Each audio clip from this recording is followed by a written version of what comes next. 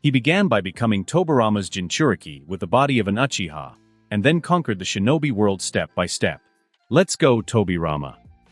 What's up, ladies and gentlemen? Omni-sensei here with What If I Was Reborn as an Uchiha and Jinchuriki of Tobirama? Part 1. If you enjoy this type of content, please violently chidori the like button. Subscribe to the channel if you haven't already done so. Remember to check out the original story linked in the description. Without further ado, let's get into the Uchiha Jinchuriki of Tobirama saga.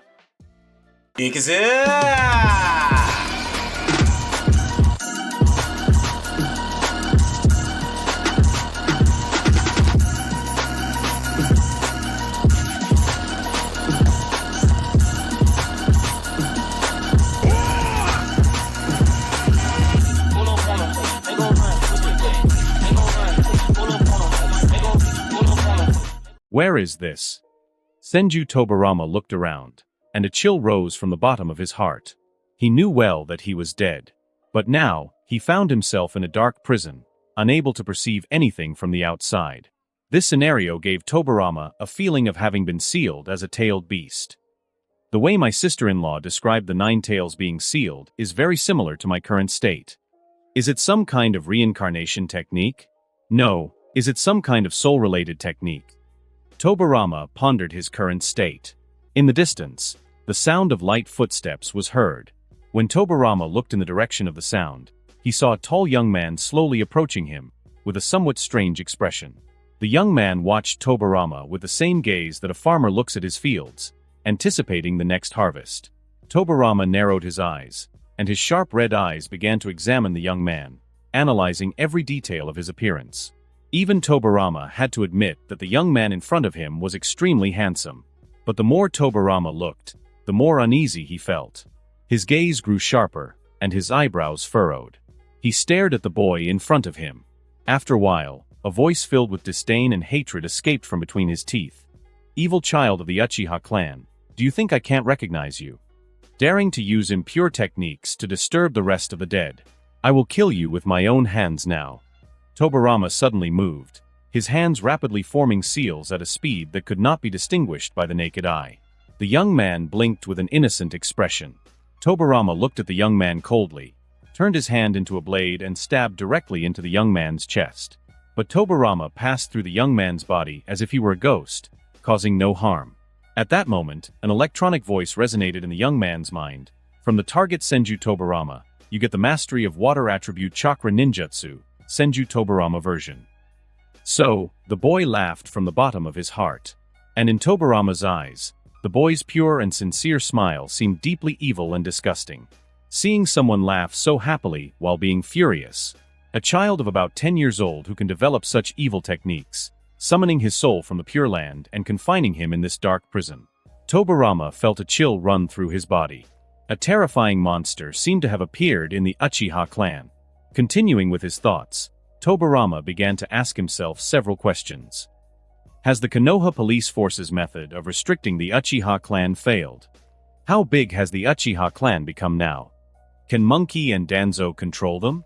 Rebellion might be about to happen. Or Monkey and the others have already fallen. Tobirama's anxiety grew. The prison he was confined in provided him with no useful information. He could only deduce the young man's identity from his appearance. "How did you know I'm from the Uchiha clan?" the young man asked with some confusion. Tobirama glared at him. "Impolite boy." Tobirama suppressed his inner emotions, adjusted his expression, and said lightly, "Before asking other questions, shouldn't you introduce yourself first?" The boy nodded in understanding and said slowly, "My name is Uchiha Kazuki. I am 11 years old this year. I live in the central area of the Uchiha clan. I am not married. My training ends at 8 at night at the latest. I don't smoke, and I drink only occasionally. I go to bed at 11 o'clock at night, making sure I get at least 8 hours of sleep. I drink a glass of warm milk before bed and do 20 minutes of gentle exercises to warm up before going to sleep, which allows me to sleep soundly until morning, like a baby, without leaving any fatigue or stress for the next day. I just want to say that I don't have any great ambitions. I just want to live in peace. I don't care whether I win or lose, because that only brings problems and enemies. But if I have to fight, I won't lose to anyone." A very detailed and plain introduction. But after listening, Tobirama became even more serious. As the former strategist and helmsman of the Senju clan and all of Konoha, Tobirama detected many dangerous hints in these simple words. At this moment, the image of the young Uchiha Kazuki in his mind was marked with the label of extremely dangerous and obsessive. Don't like to care about winning or losing. No extravagant desire. Just want to live peacefully? That's not typical of the Uchiha clan. When arrogance and pride reach the extreme, it is the seemingly calm distortion and madness. This Uchiha's words must be interpreted the other way around. This is no ordinary Uchiha. This kid is definitely the most dangerous kind of madman. So in Tobirama's mind, an image emerged of a demon who trains madly, with an immense desire to win, bold, meticulous, and skilled at hiding. From the target Senju Tobirama, you obtain the sage body, incomplete. The electronic sound resonated in Kazuki's mind again, causing his gaze to become even gentler. Tobirama faced the caring eyes from the boy and said coldly, "With my eyes, I can tell whether a person is from the Uchiha clan by just scanning his facial features and bone structure. Since you have sealed my soul here, say what you have to say." Although Tobirama was extremely restless, his gaze remained calm. He needs to wait. In the current situation, Tobirama has no ability to resist or obtain the necessary information. What he should do most is to lie dormant and wait for the opportunity to strike a fatal blow. I want to use your wisdom to peacefully resolve the conflict between the Uchiha clan and Konoha, and let the will of fire bloom in the entire shinobi world. Tobirama narrowed his eyes and said coldly, "Do you think I will believe your lies?" Hearing this, Kazuki nodded and smiled and spread his hands. "Actually, I want to destroy Konoha." Tobirama's face instantly twisted, and he shouted furiously, as expected. From the target Senju Tobirama, you gain the talent, Ninjutsu Genius. Senju Tobirama version, you have a great ability to learn and modify most ninjutsu. Hearing the electronic sound, Kazuki nodded with satisfaction, and then said, "I'm just teasing you, why are you so angry?" Kazuki is not originally from this world. In his previous life, he was just an anime fan. He doesn't actually remember exactly how he came to the Naruto world. His last memory is that he went to sleep and then woke up as Uchiha Kazuki. Fortunately, he had a special advantage. He had a system. When a person developed a strong intention to defeat, kill, manipulate, or possess Kazuki, he would bond with that person. Then if Kazuki's actions and words caused enough emotional disturbance in the linked target, a corresponding reward would be generated. The reward will be randomly generated based on the skills of the linked target. The greater the emotional fluctuation of the target, the richer the reward will be. The system also has a special sealing space that can capture a target, similar to the Jinchuriki sealing space. The system, based on the Uchiha bloodline, chose Senju Tobirama's soul as its target. Tobirama and Kazuki stared at each other. Even though Tobirama was in a chakraless soul state, he exuded a murderous aura. Second Hokage. Kazuki sighed. "To be honest, I am disappointed to see you this time. You used to be my idol. I researched the secret techniques so that I could summon your soul from the Pure Land into my body. In order to gain your wisdom and resolve the problems between the Uchiha clan and Konoha. But your hatred towards the Uchiha clan has blinded you, and you can't even keep calm. So, I don't really need your wisdom. Since someone is paranoid as you ruled Konoha, I now clearly understand the root of the problems facing the Uchiha clan." Tobirama sneered disdainfully. "Boy, you still dare to speak so arrogantly here. I know the Uchiha clan better than you. I have only revealed your conspiracy." Hearing Tobirama's reprimand, Kazuki just looked at him indifferently. Kazuki gave a cold smile and said with a hint of disappointment, "Then, what good will it do me to seal your soul in my body? Do you think you are a tailed beast? Becoming your Jinchuriki without gaining power, and also being watched by someone who discriminates against me. If it weren't for the fact that I'm from the Uchiha clan, wouldn't you have given me a chance for a normal conversation?"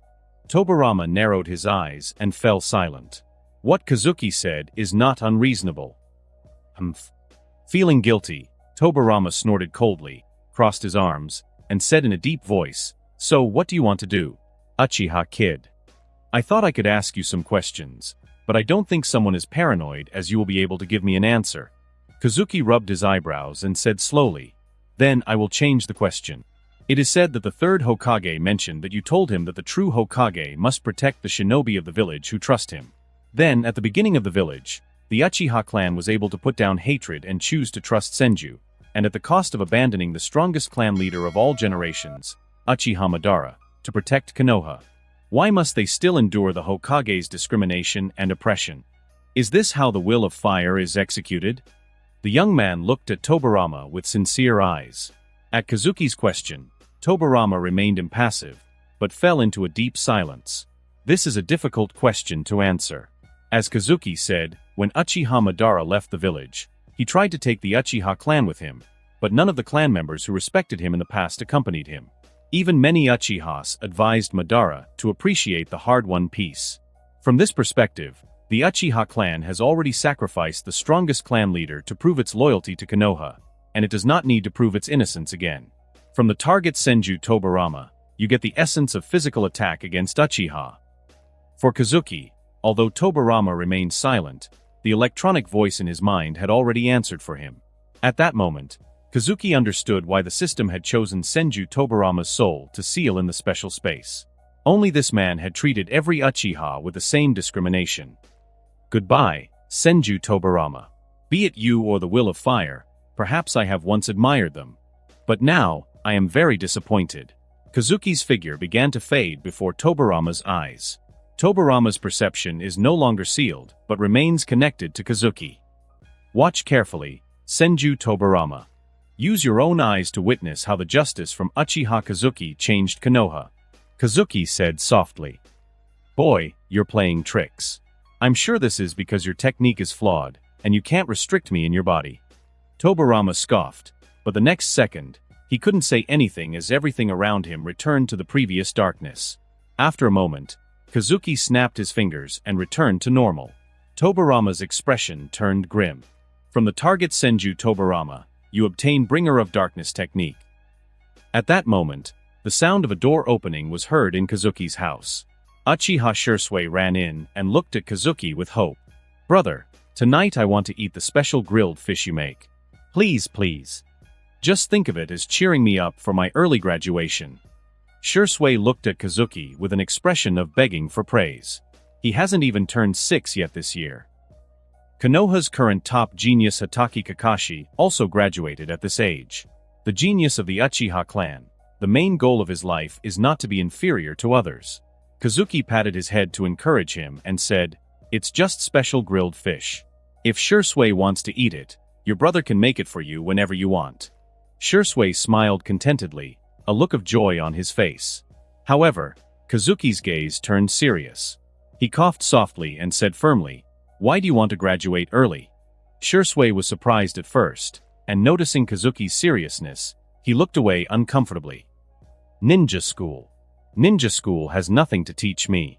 Hearing Shursui's hesitant answer, Kazuki sighed slightly. Shursui, can't you tell the truth to your brother? The disappointment in his tone instantly made Shursui panic. That's not the case, brother. Shursui pursed his lips, and after a moment he whispered, I am a genius of the Uchiha clan, so I want to do my part for the relationship between the clan and the village. If I can match the speed with which Kakashi-senpai rose to Chunin and become one of the village's most prominent talents, I will be able to attract the attention of the higher-ups in the village and the clan. Then perhaps I can act as a bridge to resolve the tensions between the village and the clan properly and peacefully.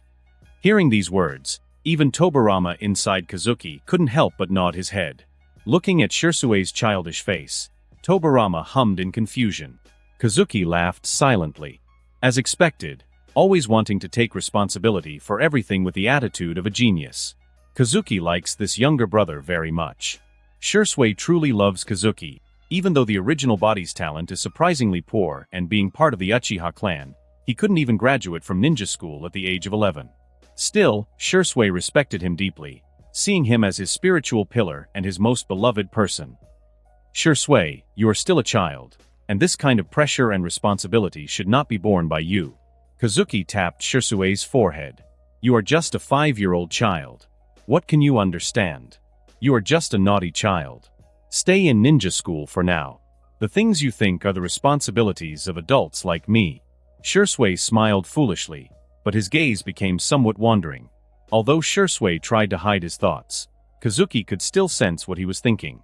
To be honest, If it was the combat power of the original body, maybe 4 or 5 of him would not be able to beat the 6-year-old Shui. Even if Shui respected and loved his brother, he would still believe that in the world of shinobi, where strength is paramount, a shinobi without power can do nothing. Shui, it's been a while since we practiced together. How about we do it now? Kazuki sighed softly. Let your older brother, who is the last in the ninja school, see the power of our little genius. If you can't beat me, then you're still a brat who only wants to eat grilled fish. Shui narrowed his eyes instantly. As an Uchiha, although Shui has a very good temperament, he cannot tolerate his strength being questioned, even if the one questioning him is his older brother. Brother, if you lose, you have to make me whatever I want to eat for the next week. Okay. Kazuki nodded with a smile.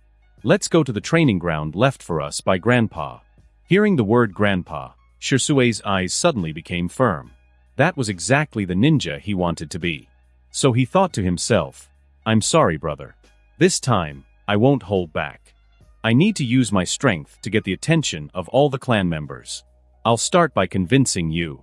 Kazuki and Shui were separated by a great distance on the training ground. While Shui was dressed in a formal combat suit, Kazuki was still in his casual clothes, watching Shui with a smile. Tobirama was silently watching everything from inside Kazuki. Looking at Shui from Kazuki's perspective, Tobirama narrowed his eyes. Shui's aura, almost 6 years old, already surpassed that of most ordinary chunin. For someone like Tobirama, who has seen countless people, if Shui continues to grow, even without awakening the Mangekyo Sharingan, he will be a powerful Kaga-level shinobi. The potential and danger of the Uchiha clan. Tisk. Tobirama thought of Shui's older brother and muttered. The simple Shui did not know that his good brother had imprisoned his grandfather's teacher whom he admired in his body. Brother, be serious, I'm going to attack. Shui looked at Kazuki, who seemed relaxed, and thought to himself, if my brother is determined to compete with me, he's probably also doing it to find a way out. Rather than holding back like usual, giving my best is the best respect I can show my brother. Shui's gaze suddenly became firm. In an instant, he took out 6 shuriken and threw them forcefully towards Kazuki, making a cutting sound. However, they were not aimed at the vital points. How considerate of you, Shui. Are you still afraid of hurting me? Kazuki smiled gently, only making 2 seals.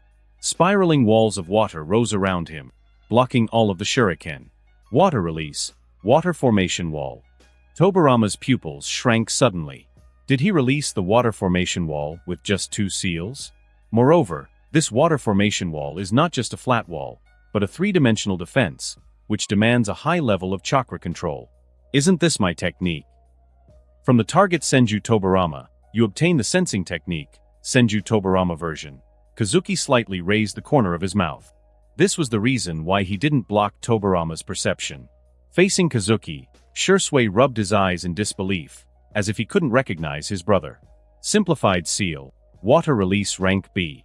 How can this be a laggard who can't graduate from the ninja school? Brother, you. Shui looked at Kazuki in shock, and after a moment, he suddenly laughed. You are worthy of being my brother. You really gave me a surprise. Then I will also use my full strength. Shui activated his Sharingan, a tomo in one eye and 2 tomo in the other. Shui doesn't know what happened to Kazuki. In his memory, Kazuki is a gentle and even a little weak Uchiha. Although he has little talent, he is willing to help others and is very affectionate with him. Cook for him, buy new ninja tools and snacks, listen to his troubles, and recently tell him interesting bedtime stories. In Shui's view, Kazuki is the best brother in his heart even if he has no power. Now, Shui was shocked. Could it be that his brother, who had always been so silent, was a genius? However, in Shui's heart, Kazuki was the brother he was supposed to protect. At that moment, the competitive Uchiha lineage and the desire to protect his brother were unleashed in Shui, who revealed his ace up his sleeve. At less than 6 years old, he had already awakened the Sharingan, and one of his eyes even had 2 tomo. Brother, you know how much power these eyes contain. Shui said, his eyes glowing a deep red, making his normally sweet face turn somewhat sinister. Kazuki was a little surprised. He didn't know that Shui had opened the Sharingan, but he still smiled and nodded, and said softly, Sharingan, the foundation of our Uchiha clan's pride in the shinobi world. It has the 3 abilities of observation, copying, and hypnosis. Shisui raised his head proudly. So brother, surrender to your younger brother. Shisui's eyes shone brightly as he activated his favorite illusion technique. All of his ocular power was focused on the technique he was about to use. But before he could launch the technique, Kazuki's eyes closed. Seeing Kazuki close his eyes, Shisui shook his head a little sadly, thinking, I'm sorry brother. Even if you hide so much power without the Sharingan, you won't be able to defeat a genius like me. While Shisui was internally lamenting for Kazuki, the latter performed several seals at high speed. Suddenly, complete darkness enveloped Shisui's vision, interrupting his complicated thoughts. Bringer of Darkness technique. Kazuki slowly opened his eyes and explained to his brother with a smile. This technique was developed by the first Hokage in the early days to deal with Uchiha Madara, and then improved by an incompetent Hokage to become a more powerful technique. It's an A-rank genjutsu that even 3 Tomo Sharingan take time to undo, because it incorporates some sealing techniques. Shisui used all his strength to activate his Sharingan, but could not see through the darkness in front of him. Tobirama had no time to care about Kazuki's secret criticism of him. It felt like a heavy stone was pressing down on his heart. What was Tobirama looking at? This evil Uchiha brat had not only learned his simplified water release, but had also used the genjutsu he had carefully improved to deal with the Uchiha clan. This feeling. It made Tobirama feel very absurd, especially when the Bringer of Darkness technique released by Kazuki was so perfect. It was like he was there in person. If Tobirama hadn't made it clear that he was a virgin, he would have suspected that he had had some romantic past with a girl from the Uchiha clan. From the target Senju Tobirama, you get the kunai throwing technique, Senju Tobirama version. The sound of gold coins exploding rang in Kazuki's mind. At this moment, Shisui recalled the knowledge he had learned from the ninja school to the clan school, and his eyes widened suddenly. Tobirama had studied the Uchiha clan thoroughly. For their part, the Uchiha clan had also completely stripped Tobirama bare. Bringer of Darkness technique. Shisui muttered to himself in the darkness. How much power are you hiding, brother? Thinking of what he said about using all his strength, Shisui suddenly felt extremely ashamed. While he was still thinking about working hard to be promoted to Chunin as a shining genius, Kazuki, who had always been unknown, had already reached the level of Jonin.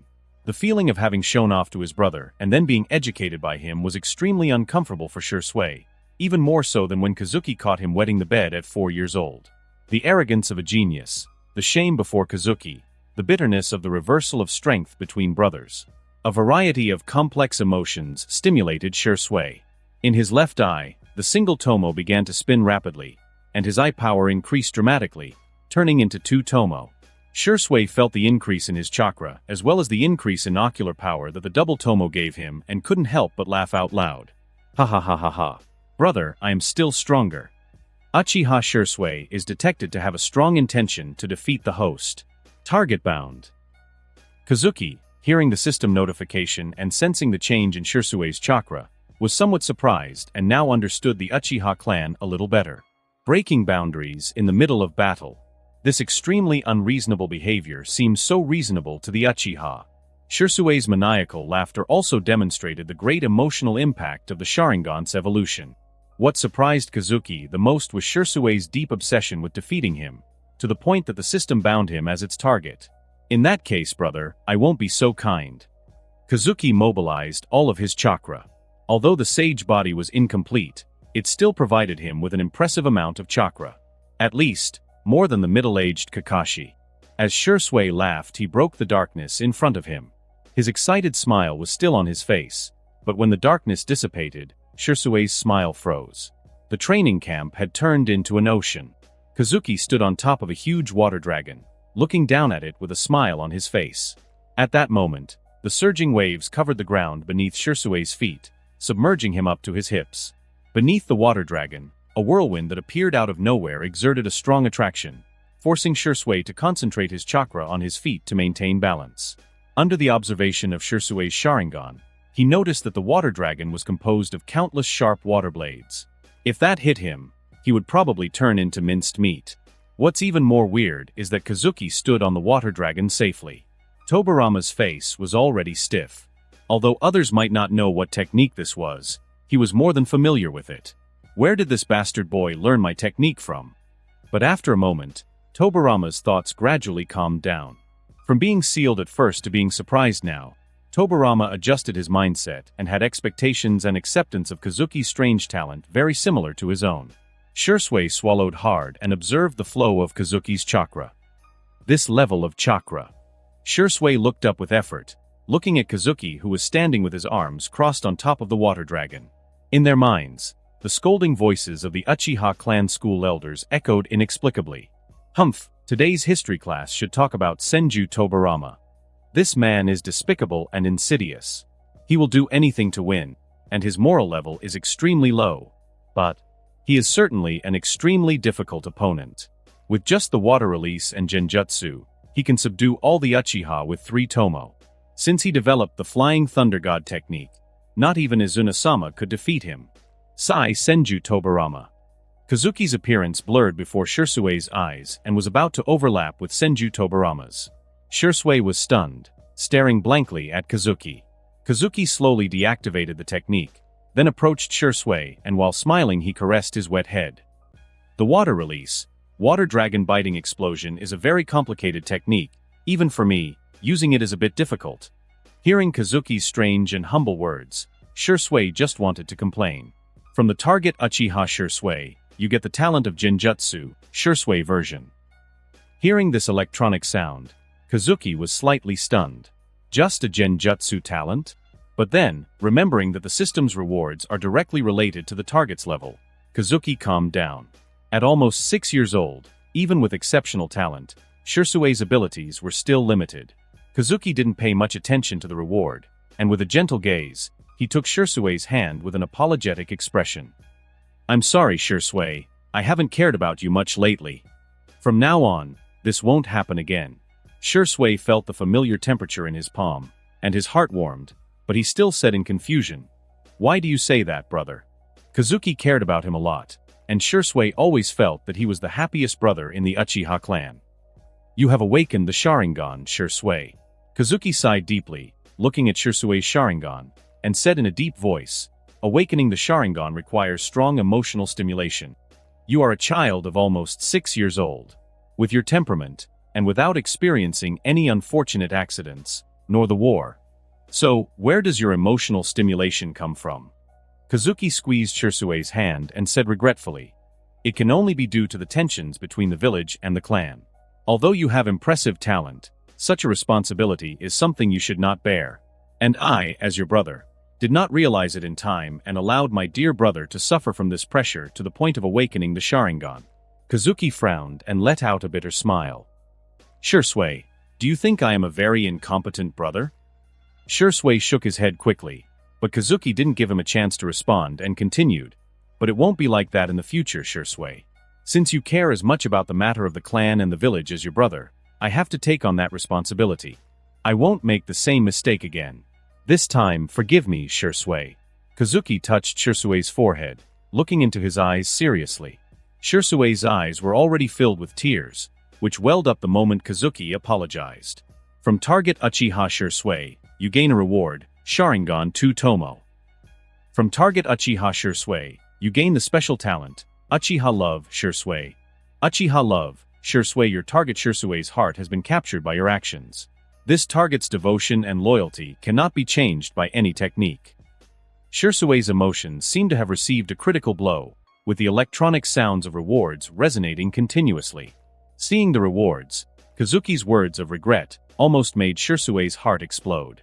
Kazuki gently wiped away Shursui's tears and said slowly, "Why are you crying? You are not allowed to cry. Come on, join me to buy ingredients. I promise to make you a special grilled fish tonight." Hearing this, Shursui's tears began to well up again, but remembering Kazuki's warning, he held them back again, looking quite comical.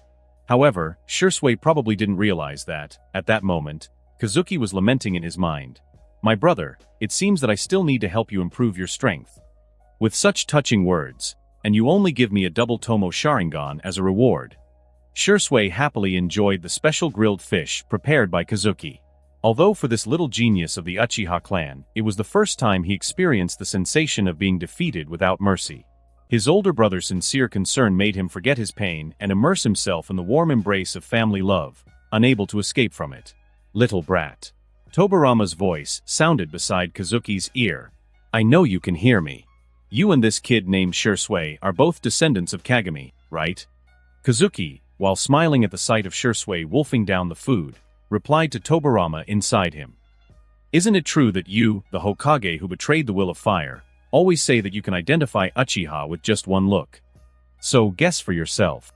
Tobarama narrowed his eyes and gritted his teeth. Shisui's facial features are cut from the same mold as Uchiha Kagami. However, Kazuki had a noticeably different appearance. Since you don't want to answer me, then I'll get straight to the point. Since you are Kagami's descendant, I hope you can inherit his will. Tobarama's voice had an unusually sincere tone. He is the only Uchiha I recognize. If you told me earlier that you are his descendant, maybe you and I would not have quarreled. Don't be mistaken, child. If you have any thoughts on the tensions between the Uchiha clan and the village, I can help you consider them. Kazuki raised the corner of his mouth and replied jokingly. Senju Tobarama Senju helping the Uchiha clan?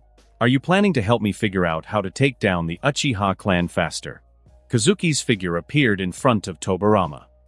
He moved his finger to silence him and then said slowly, From the first unpleasant conversation between you and me to now, I have figured out some things. There is nothing wrong with the will of fire, but the people who execute it are very problematic. From you, Sarutobi Hiruzen, to Shimura Danzo, they have taken the will of fire, which should be interpreted by the entire village, and have used it selfishly to dishonor their political opponents. What a terrible weapon! The Uchiha clan, which originally contributed greatly to Konoha, is now viewed with disdain by everyone in the village. Tobarama couldn't speak and just looked at Kazuki coldly, expressing his disagreement. Look, this will of fire in the hands of a few will not only burn the Uchiha, but also the civilians you want to protect and support. Do you believe it, Senju Tobarama? Do you want to bet? You will soon see if what I say comes true. Kazuki snapped his fingers and lifted the ban on Tobarama. Kid, don't underestimate me. Tobarama crossed his arms and said confidently and firmly, It's impossible. The will of fire is the principle that governs Konoha under the leadership of the Hokage, and it is the path that all shinobi of the Hokage line must follow. Just as I once covered their retreat, my students will also sacrifice themselves for their comrades and the future of the village. They will never harm their own comrades and the village. Kazuki smiled subtly and raised a finger. Well, within 2 years, if the situation I said does not happen, I can agree to any of your requests.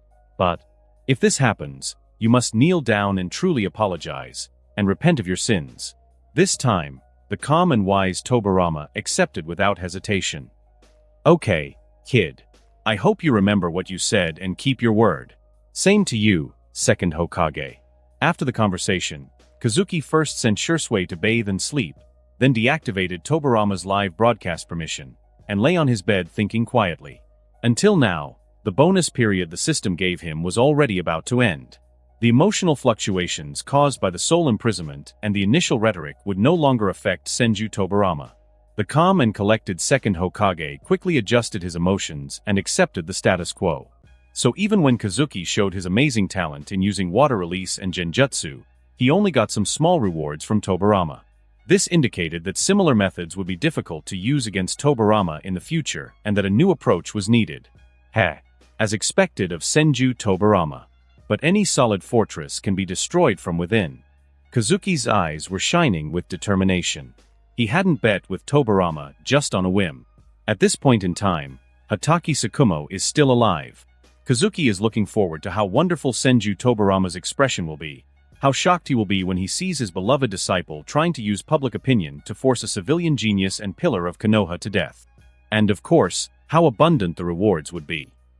Shisui, he's only 6 years old and can't help me much. I can ignore him for now. I need to look for new goals. Kazuki thought about the current Konoha shinobi who might be valuable targets. Among the peers his age that he can contact, there are some with great value, such as Obito, Kakashi, and Might Guy. And if he is looking at the Jonin level or higher, then the current Konoha is still a magnificent treasure. Namikaze Minato, Uzumaki Kushina, Tsunade, Orochimaru, Jiraiya, Hatake Tsukumo, Uchiha Fugaku, Sarutobi Hiruzen, Shimura Danzo. Sadly, in a matter of a few years, these pillars of Konoha fell one after another. Only Danzo and the third Hokage remained, like two relentless puppets, still on the Konoha stage playing opposite roles. Kazuki was not interested in changing the fate of these people. He only cared about who might have the chance to become his bound target in the future. In the shinobi world, Kazuki only believes in his own strength. Even if it is sure sway, he will not place too much hope on him. For Kazuki, these powerful shinobi not only offered good rewards due to their strength, but many of them could also arouse other emotions in Senju Tobirama, shaking the second Hokage's calm mind. To capture the attention of these big figures, Kazuki needed to play two key cards. First, a strength and talent that would attract everyone's attention. And second, the will of fire that leaves a lasting impression. To gain attention, Kazuki must demonstrate his talent at the right moment. And the will of fire is the quickest way for Kazuki to get close to those great figures of Konoha. If he were to write an in-depth essay on social issues, Kazuki might need time to think it through. But if it's about focusing on the will of fire and the Uchiha clan, to write an article that will get Hiruzen and Danzo's attention, that's very simple. After all, he only needs to incorporate the thoughts of Itachi and Shursui during the Naruto series. Compared to being a genius waving the flag of the Uchiha clan, infiltrating Konoha's high command will benefit me much more. Kazuki narrowed his eyes. In this way, not only can I reduce the doubts within the Uchiha clan about me, but I can also directly interact with Minato and Kushina, the Sannin, Hiruzen, and Danzo. It is very dangerous to confront these Kaga-level shinobi out of hatred or suspicion, and if resentment arises, as with the current Tobirama, they will develop distrust towards me. It's safer to start with other emotions, and it's easier for me to find opportunities when they are vulnerable. So the key point will be tomorrow's final evaluation. With a test that combines real combat and the will of fire, it will attract everyone's attention. Kazuki poured himself a cup of warm milk, drank it slowly, and then did some stretching exercises before going to bed. Just like what he told Tobirama when he introduced himself. Tobirama watched this scene silently. Kazuki had borrowed the self-presentation of Kira Yashikage, a hand fetishist and serial killer, to mislead Tobirama into believing that his personality was twisted and that he was the craziest Uchiha guy. But later, to criticize Tobirama from a higher moral position, Kazuki invented a reason. The secret technique was developed to summon him to solve the Uchiha clan's problem. Now, Kazuki needed to act as Kira Yashikage, continually switching between personalities to cloud Tobirama's judgment. In this way, it could create strong emotional reactions in Tobirama. The next day, Kazuki, wearing black contact lenses, walked shoulder to shoulder with Shursui towards the ninja school. The two brothers were quietly reviewing the battle from the previous day. "You did a great job, Shursui. At the age of 6, you can't be more perfect. You will definitely be better than your brother in the future. Remember, don't expose your Sharingan easily. People will think you are a monster genius and exclude you." Shursui rolled his eyes, nodded, and whispered, "Brother, compared to my Sharingan, it is your fighting style that is more shocking and fearful." Well, a young Uchiha genius might make some people nervous. But what if a genius like Senju Tobirama turns out to be an Uchiha who hasn't yet awakened his Sharingan? Surely that would surprise the great figures of Konoha, right? Kazuki grabbed Shursui's hair fiercely and said with a smile, "Anyway, remember what you promised me just now. Just be an ordinary genius. Leave the affairs of the village and the clan in the hands of your elder brother." Shursui grumbled, seemingly enjoying the moment, but his mind was filled with unknown thoughts. Kazuki-kun. A loud voice interrupted the harmonious moment between the Uchiha brothers. Might Guy, wearing his signature tight-fitting green suit, his head covered in sweat and flashing a bright smile, gave Kazuki a thumbs up. "Youth begins to burn from the moment you wake up. Kazuki-kun, come compete in a reverse handstand race with me and have a great warm-up exercise for the upcoming exam." Seeing Might Guy doing a handstand, Shursui showed an awkward expression. But Kazuki smiled kindly and gave Guy a thumbs up. "Guy, you are always so dedicated. I'm sure you'll become an extraordinary taijutsu ninja. Thank you for your continued support, Kazuki-kun." Might Guy's tears burst out, and he rushed to Kazuki and shouted loudly, "Kazuki-kun, you must work hard on today's graduation exam. Let's become excellent ninjas together. With Kazuki-kun's support, then I'll add another 50 laps to tonight's training. If I can't finish it, I'll challenge Kakashi." Might Guy roared, accelerated instantly, and ran upside down without paying attention to others. This guy. Shursui looked at Might Guy's departing back and narrowed his eyes in dissatisfaction. What does he mean? Working together and becoming excellent ninjas? Is he making fun of you, brother, for not graduating yet? Kazuki smiled slightly, tapped Shisui on the forehead, and seeing his younger brother in pain, said slowly, "Don't be so sensitive. Might Guy is just worried about me. After all, I am indeed an Uchiha who can't graduate at the age of 11. But I am not a genius like you, Shisui. In this era where the cloud of war has yet to dissipate, the ninja school's graduation system is extremely flexible. As long as the confidence and ability meet the standards, anyone can apply for early graduation. So far, the youngest graduation age is maintained by Kakashi. He entered the school at the age of 5, graduated at the age of 6, and became a chunin at the age of 7. Hatake Kakashi is now a well-deserved star in Konoha, a celebrity. Don't joke, brother. Shisui shook his head, somewhat embarrassed. Compared to you, what kind of genius am I? As long as you stop hiding your strength, it is not impossible to be promoted to a jonin. Kazuki laughed and didn't respond. Although he was ready to show his strength, he had no intention of being promoted to a jonin, and he didn't even want to graduate. Today, Kazuki was planning to take the opportunity of the exam to bind Uchiha Obito and Might Guy. Until those two precious leaks graduate, Kazuki will remain at the academy to extract as much value as possible. While talking, Kazuki and Shisui arrived at the academy, then went to the large training ground. Kazuki looked around and gave a slight smile. Looks like luck is on my side. He didn't know why Kakashi was among the group of examiners, reading a book without paying attention to his surroundings. Hey, arrogant Kakashi, have you seen me? Stop acting cool back there. Just as Kazuki had spotted Kakashi, Uchiha Obito suddenly jumped up and shouted, attracting the attention of everyone in the place. He pointed at Kakashi and exclaimed, "Today I'm going to prove to you, Kakashi, that I'm the real genius." How boring. Kakashi just glanced at Obito before turning his attention back to the book in his hands.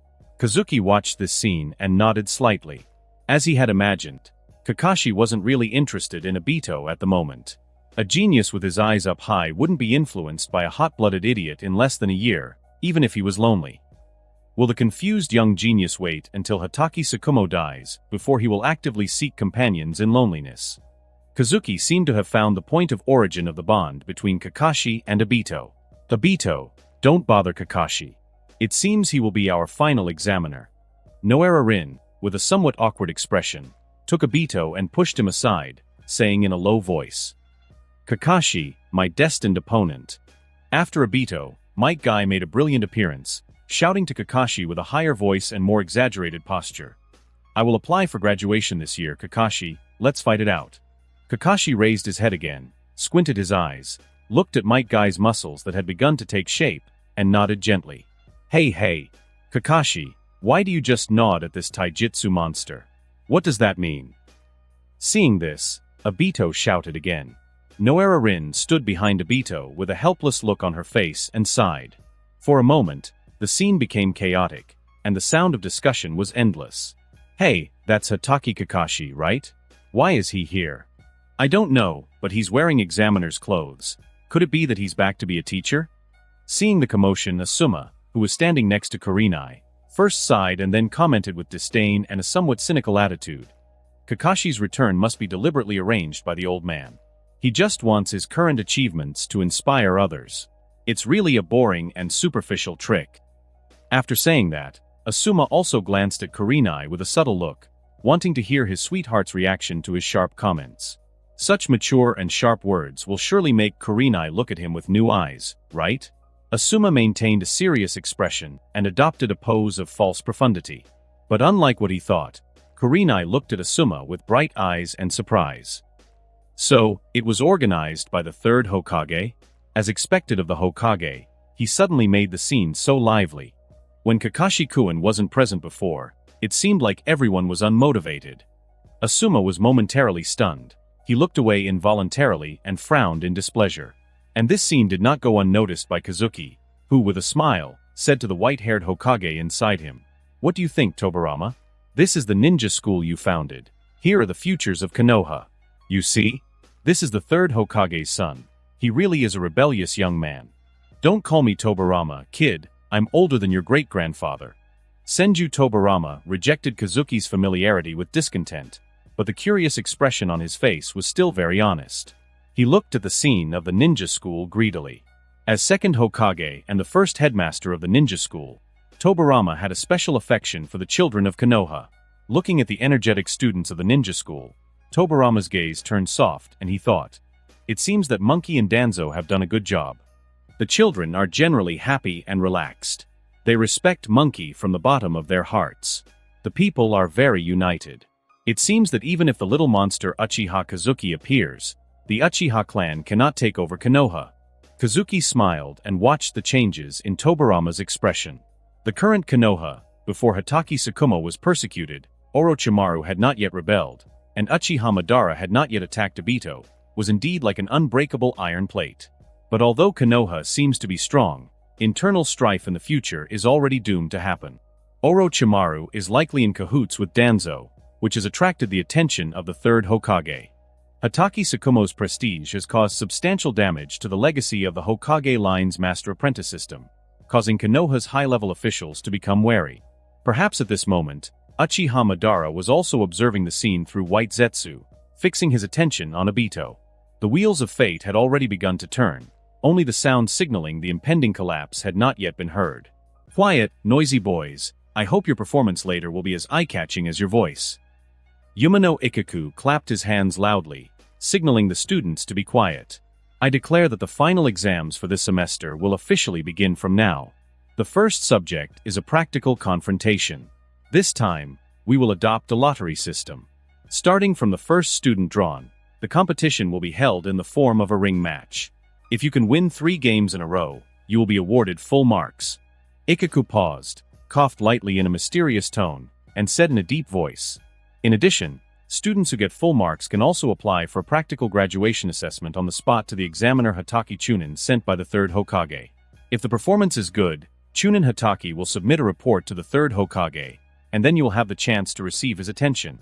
As soon as Ikaku finished speaking, the entire ninja school turned into a boiling ocean and the atmosphere was extremely enthusiastic. Many students looked at Kakashi with fighting spirit. Kazuki's face did not change, but the corners of his mouth could not help twitching. This is really too much like a meeting between a star player and his fans, and those who perform well can have a one-on-one duel. It has also been upgraded. If you perform well in the one-on-one duel, you can try out for the Konoha team and get the attention of Hiruzen manager. "Well, tell me, are you ready?" Ikaku shouted loudly, holding the lottery box with both hands, and his eyes slowly swept over every ninja school student present. "Ready." The unanimous response echoed through the place.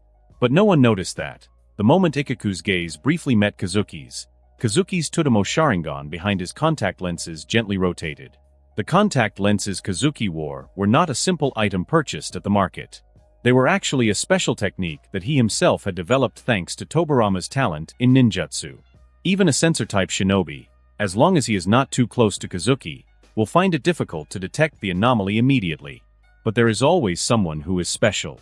At this moment, Tobirama inside Kazuki narrowed his eyes and muttered to himself.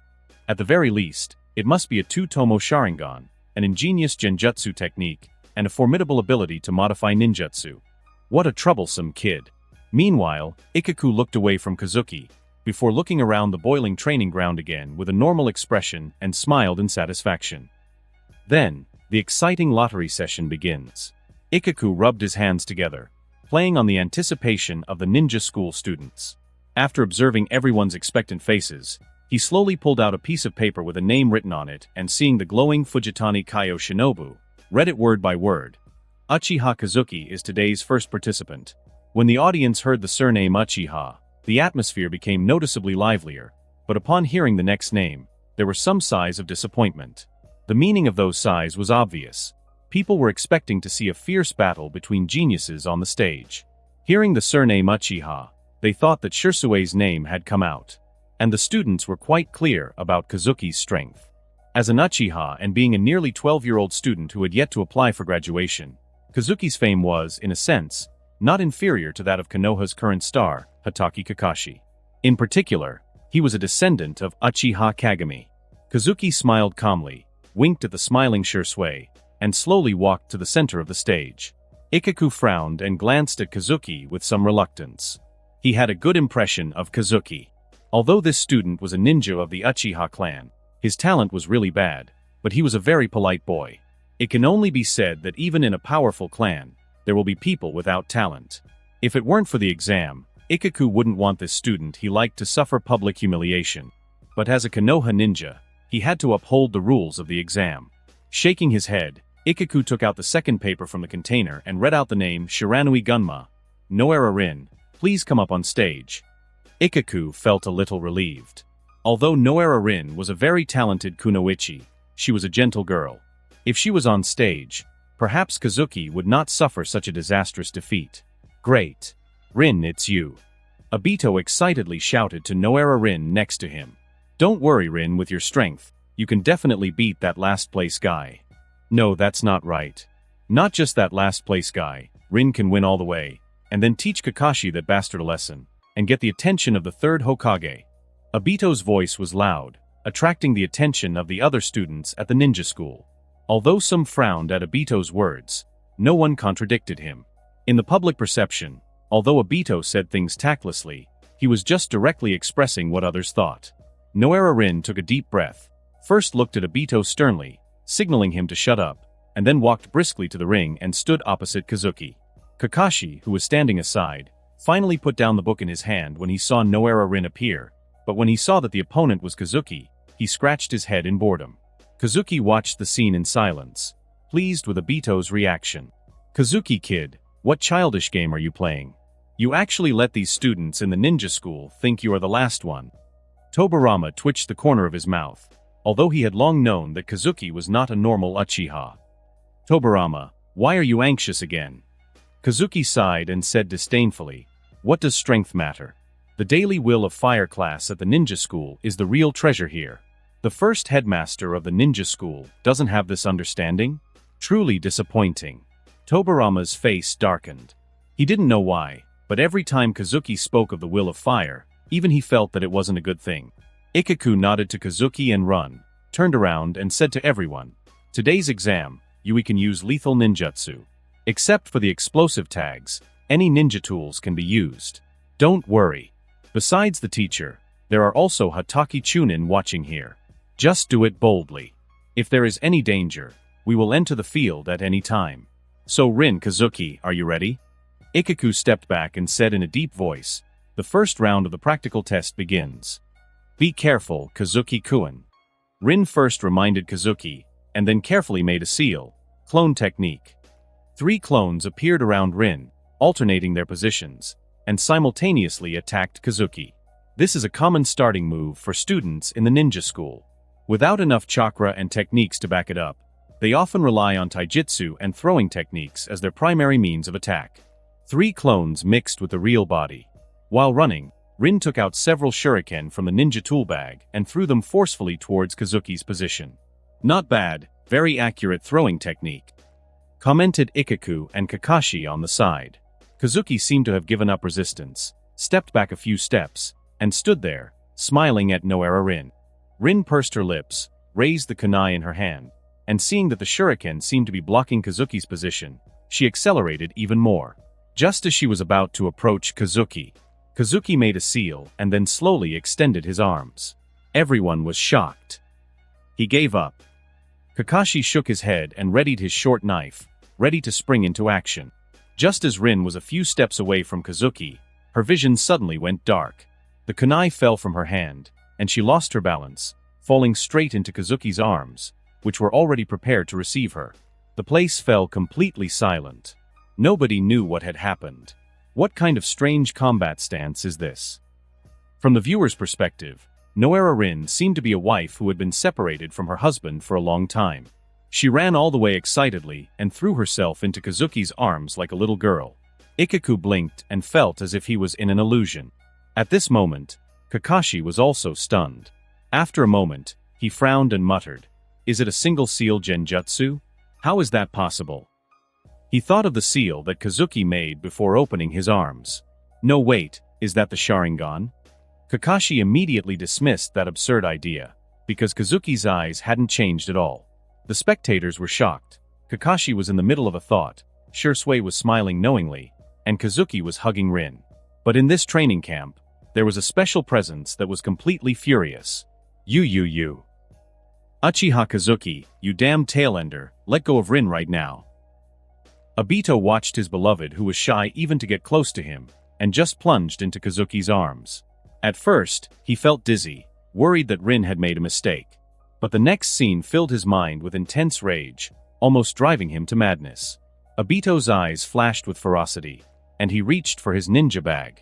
Don't move. Kakashi, holding a short sword, appeared in front of Obito with an indifferent expression, and said coldly, "The competition is not over yet. As an examiner, I will deal with anyone who disturbs the order on the scene." Kakashi, you damn bastard. Rin is being hugged by someone else. How am I supposed to keep calm? Obito panted, but the cold knife at his neck reminded him that Kakashi wasn't joking. Shut your mouth. Kakashi looked at Obito coldly. If you can't follow the most basic discipline, then get out of the exam field. The fury in Obito's eyes intensified. Meanwhile, Rin, hugged by Kazuki, also realized how awkward her situation was. Feeling Kazuki's body, she was a little nervous. However, Rin still calmly moved her hand slowly towards the ninja bag, pretending to be innocent and looking at Kazuki. I. Kazuki smiled and lifted her chin with his index finger. On his middle finger, which was crooked, was a vibrating water chakra that moistened her throat. Rin, you are a very talented kunoichi. Even in this situation you still look for ways to win. Kazuki said to Rin with a smile as he took her hand and placed it on the ninja tool bag. A nice competition, isn't it? Kazuki and Rin looked into each other's eyes. Kazuki's eyes seemed to have an irresistible appeal, with the tomo slowly rotating, combining ocular power with his own appeal to captivate the girl's heart. Rin's face flushed visibly. She felt the warmth of Kazuki's hand, the tickle when he lifted her chin, and the tension in her throat from the threat of the water blade. Kind, mysterious, strong and handsome. That was the impression Kazuki had left in Rin's mind at that moment. These wonderful feelings mixed together, making Rin's heart beat faster. After a moment, with a red face, she said in a whisper, "Kazuki-kun, thank you. I surrender." "Thanks? I told you, this is a nice competition." Kazuki slowly let go of her and suddenly smiled somewhat apologetically. A warm green light emerged from his index finger, gently sliding over her throat. Rin was stunned. Hadn't she already said she was giving up? What was he doing now? However, inexplicably, Rin did not back down, but instead allowed Kazuki to do as he wanted, looking at him in confusion, not understanding why. "I'm sorry, Rin, I can't fully control the water blades yet. I might have caused some damage to your skin. I'm very interested in medical ninjutsu. Let me help you treat the wound. After all, it was caused by me." "Hey, Kazuki-kun, are you also interested in medical ninjutsu?" Noera Rin's eyes lit up, frowned slightly, felt the medical ninjutsu on Kazuki's fingertips, and sighed softly. "How amazing, you are so impressive, Kazuki-kun." Kazuki smiled helplessly. "I'm 4 years older than you, Rin. I've just practiced more than you. I believe that you will become a much better medical nin than me in the future. If you are interested, you are welcome to visit my house. I have some experience in chakra control, thanks to the classics left by my grandfather, which may be helpful to you." "Wow, really? Kazuki-kun, thank you so much." Noera Rin said excitedly. As a child from a civilian family, what she lacked most was this precious knowledge. Ahem. "Kazuki-kun, are you ready to meet the next opponent?" Ikaku coughed and became serious. Although he also enjoyed watching this scene full of youthful atmosphere, the competition still had to continue. The scene of the fight between Kazuki and Rin had made the middle-aged veteran, with a nostalgic smile, recall his youth. As for the rest of the classmates, most of the boys had a complicated admiration in their eyes, and the girls were somewhat envious. What kind of luck is this? Noera Rin seemed to have lost, but she won back a book of chakra control, and it seems that there may be more. For example, a love story about a low-key genius from a noble family? Kakashi looked at Kazuki with a complicated expression, then slowly withdrew the short knife on Obito's neck and warned, "Don't let it happen again. As a ninja, discipline is always the most important thing." Obito panted, seemingly not paying attention to Kakashi's words. At that moment, Rin returned with a blushing face, and fixed her gaze on Kazuki without taking her eyes off, even forgetting to greet Kakashi and Obito beside her. "Rin, are you okay? That guy is damned." Obito suppressed the emotions that seemed about to explode, forced an awkward smile, and tried to comfort Rin. "Don't talk nonsense, Obito. Kazuki-kun is a gentle and powerful person. Rin glared at Obito with some dissatisfaction and said in a stern tone. Obito's breathing became more and more rapid, and his eyes turned a deep red, the black tomo spinning violently in his eyes. At the same time, a cold reminder sound also rang in Kazuki's mind. Uchiha Obito is detected experiencing strong emotions of jealousy and anger towards the host. The target is bound. Jealousy, anger. Kazuki pondered these two words, turned to look at Obito, and laughed silently. The anger was understandable. After all, the object of secret love is controlled by others. Rin even scolded him for Kazuki, and he was dissatisfied and angry. But jealousy is very intriguing. What are you jealous of, Obito? Are you jealous that you can't hug Rin, or do you want to touch her neck like me, see the blush on her face up close, and control her emotions? Kazuki has a bad impression of Obito. Certainly, Obito might seem like a bright and cheerful boy now, but he was someone who could not be trusted. In the original timeline, Minato may not have cared for him especially, but Kushina really looked after him like a younger brother, cheering him up when he was down, making him lunchboxes, and telling him to protect himself before going into battle.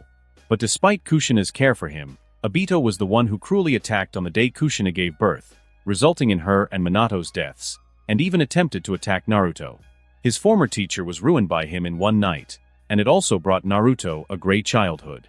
And all this cannot be simply attributed to the death of Noara Rin.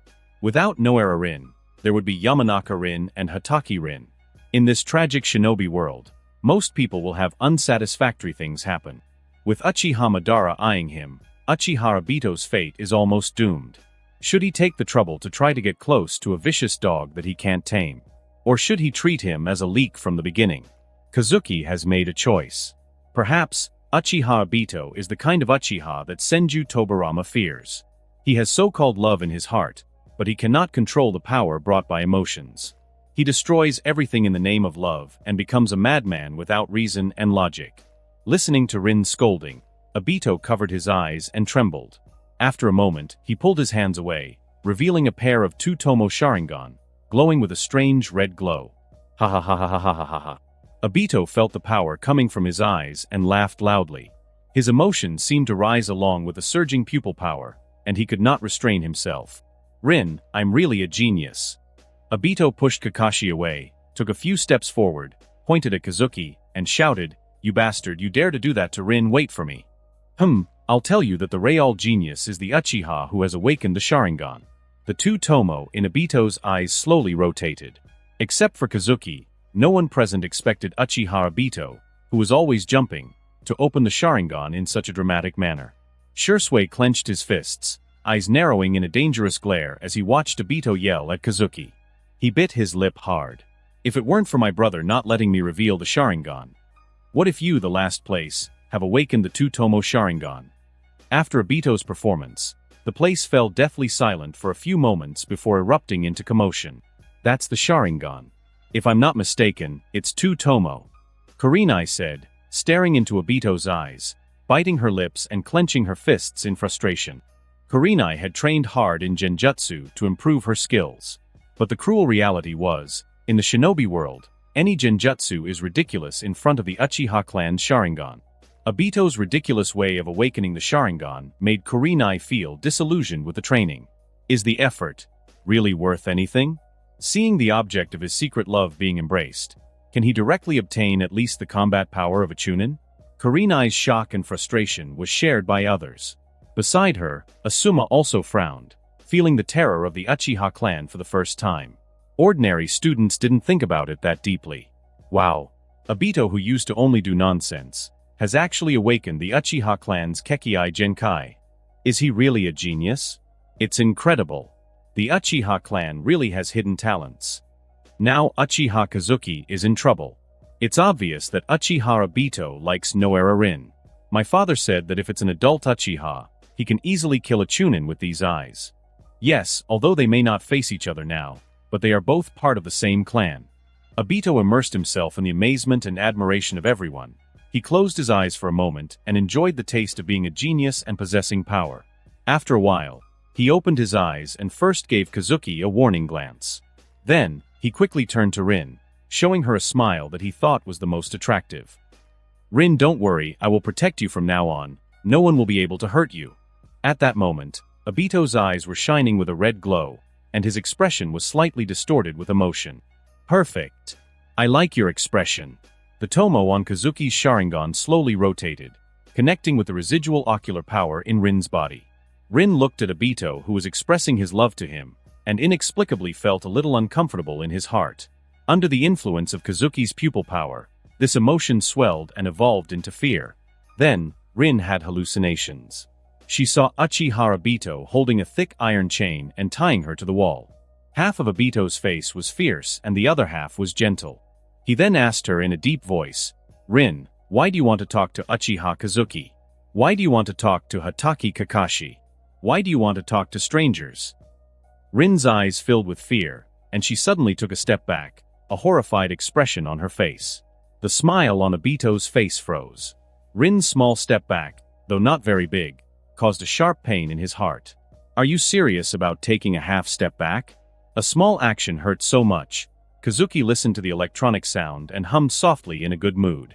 From the target Uchiha Obito, you gain the Uchiha clan bloodline enhancement. The ocular power in Kazuki's eyes and the chakra in his body began to increase. With the improvement of my Uchiha bloodline and the combination with the incomplete sage body that I possess, my chakra level is quite high, even among the Jonin. My body has also become stronger. Kazuki moved his body full of strength but frowned.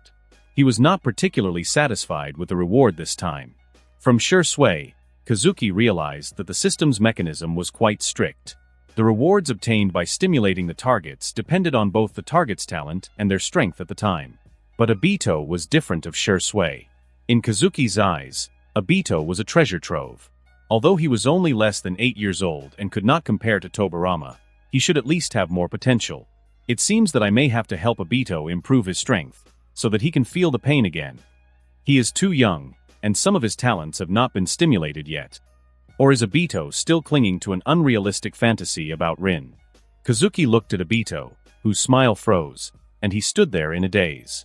At that moment, Obito was trying to contain the emotions he had unleashed by opening his eyes. As if he was afraid of scaring Rin, he showed a smile so ugly that it looked more like a crying grimace. Rin seemed to have come to her senses, but she still frowned and whispered, "Obito, calm down, Kazuki-kun didn't do anything to me. He just fought with me normally and healed me. Why do you think he hurt me?" Obito smiled and suppressed the anger in his heart, not daring to refute anything. Ikaku, who had barely calmed down from the shock, added chakra to his throat and covered the noisy scene with a powerful voice. "Silence. Maintain order. You are all future shinobi. What is this commotion?" "Uchiha Obito, the teacher is very surprised by your talent. But you must remember that the first priority of Konoha shinobi is to obey the orders of the village. You just tried to interfere with the final exam. You must reflect on yourself strictly after returning." Obito nodded perfunctorily, looking unconcerned. Ikaku sighed helplessly. This is the shinobi world. Everything is based on strength. From any perspective, the value and status of Uchiha Obito, who has the Sharingan, to the village is much greater than that of him, a teacher in the ninja school. It is difficult for the weak to preach to the strong. Okay, our first round of the ring match today has just begun. Kazuki classmate continues to defend the ring and continue the draw. Teacher Ikaku, I apply to challenge Uchiha Kazuki. Obito stepped forward, confidently raising his arm to point at Kazuki and taunting him with his gaze. Not approved. Rules are rules, Uchiha Obito, you better pay attention. Ikaku was a little angry, and reprimanded in a deep voice. Maybe you already have the qualifications and strength of a chunin, but in terms of the qualities of a ninja, you still have a lot to learn. Don't forget, the third Hokage is still paying attention to this exam. Hearing the mention of the third Hokage, Obito finally lowered his arm, with an expression that seemed to say that Kazuki might be saved for now, but he couldn't avoid his fate. Kazuki kid, you're in trouble. Tobirama said slowly. I have been watching this boy named Uchiha Obito since he awakened the Sharingan. Based on my experience reviewing the history of the Uchiha clan, he is a typical example of talent combined with extreme obsession. If you think that as Hokage I treat the Uchiha clan unfairly, you will see why I do so if you watch him. I can't guarantee that he will fall into darkness and evil, but he will definitely haunt you, and if things don't change in the future, you will experience how troublesome it is to be targeted by a powerful madman. and the great harm this can cause to the village and the shinobi. Kazuki was a little surprised and asked curiously, "Tobirama, are you worried about me?" "Don't worry, I'm practicing following you as a model. A simple two-tomo Sharingan. If you teach me the Flying Thunder God technique, I will prove to you that the Mangekyo Sharingan is no match for me." Tobirama rolled his eyes. "Who would care about you, a disgusting brat? I wish you were dead." However, the corners of Tobirama's mouth were unconsciously raised, and he agreed with what Kazuki said. He couldn't help but snorted. "Kid, what you said is quite accurate. As long as it's not Uchiha Madara, even if it's that bastard Uchiha Izuna, what can he do to me?" "Well said. Then, when will you teach me the Flying Thunder God technique?" "You'd better die in the hands of this Uchiha Obito." "Hee, you don't want me to protect Konoha, right? Where is your will of fire?" Just when Kazuki and Tobirama were happily bickering, Ikaku shook his head in resignation, pulled out the second paper from the box, read Yamanaka Kiba as Uchiha Obito, and his pupils contracted, and after a struggle he finally said, "Uchiha Obito." The atmosphere of the whole venue was instantly ignited. Obito cheered directly, clenched his fists tightly, and jumped to the center of the field, shouting as if he had already won, "Humph, want to escape? Uchiha Kazuki, this is fate. Let me teach you a lesson. Also, bastard Kakashi, you dared to threaten me just now. I will use the Sharingan to tell you what a true genius is." Ikaku narrowed his eyes and whispered to Kakashi, "Hataki Chunin, pay attention to protecting the student's safety later." "Okay, Kazuki, Obito, are you ready?" After getting the affirmation of both parties, Ikaku said in a deep voice, "The second match begins." Kazuki and Obito stood opposite each other. The atmosphere at the scene gradually became tense, and the ninja school students who were watching held their breath at the same time. Obito smiled and enjoyed the eerie calm. The two-tomo of his Sharingan slowly rotated as he extended both arms and said, "Uchiha Kazuki, in front of my eyes, your attacks are useless. An Uchiha without a Sharingan cannot compare to me." Kazuki narrowed his eyes, not paying attention to him, and instead, curiously asked Tobirama inside, "Does the awakening of the Sharingan have such a big impact on one's personality?" "This child awakened his Sharingan out of anger and jealousy towards you, and those emotions are amplified under the influence of the Sharingan." Tobirama stared at Obito and said in a deep voice, "A person who is full of jealousy and anger will of course change his temperament and go to extremes, and his words will naturally be very different from before." Kazuki nodded in understanding. "Thank you, Tobirama." Tobirama snorted. Jealousy and anger are the emotions that are most easily magnified. Kazuki looked at Obito, who did not adopt a combat stance as if he were provocative, and he also spread his arms, and said in a clear and firm voice, "Obito-san, why are you angry? My fight with Rin-san followed the rules between shinobi. Although I controlled her with Genjutsu, Rin-san still didn't think of giving up, and was still trying to turn defeat into victory when I was unprepared. If you think it is disrespectful to help her break her fall and heal her wounds, your behavior of trying to intervene without respecting her fight is, in my opinion, ignoring her efforts, and is bad behavior for which you really need to apologize to her. You are not Rin-san's boyfriend, and your abnormal possessiveness has blinded you. Although I don't have a Sharingan, I still want to remind you. Obito-san, don't be confused by emotions and power. The clear and rational heart of a shinobi is the most precious wealth." The words copied from a self-help book spoken by Kazuki resonated with approval among everyone present. Ikaku looked at Kazuki with a gratified look. He had decided that even if it would break the rules, he would not let the child fall into danger in the next battle. In his opinion, these words are the symbol of the will of fire. And at this moment, Sarutobi Hiruzen was in the Hokage residence, staring at the crystal ball on the table with surprise, and sighed softly. "Uchiha Kazuki, he is a special Uchiha, he seems like a good boy.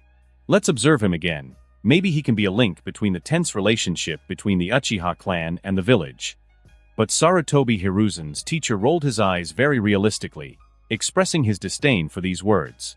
If a simple student of the ninja school were to say this, Senju Tobirama might sigh at the success of the spread of the will of fire. But from Kazuki's mouth, he always felt that something was wrong.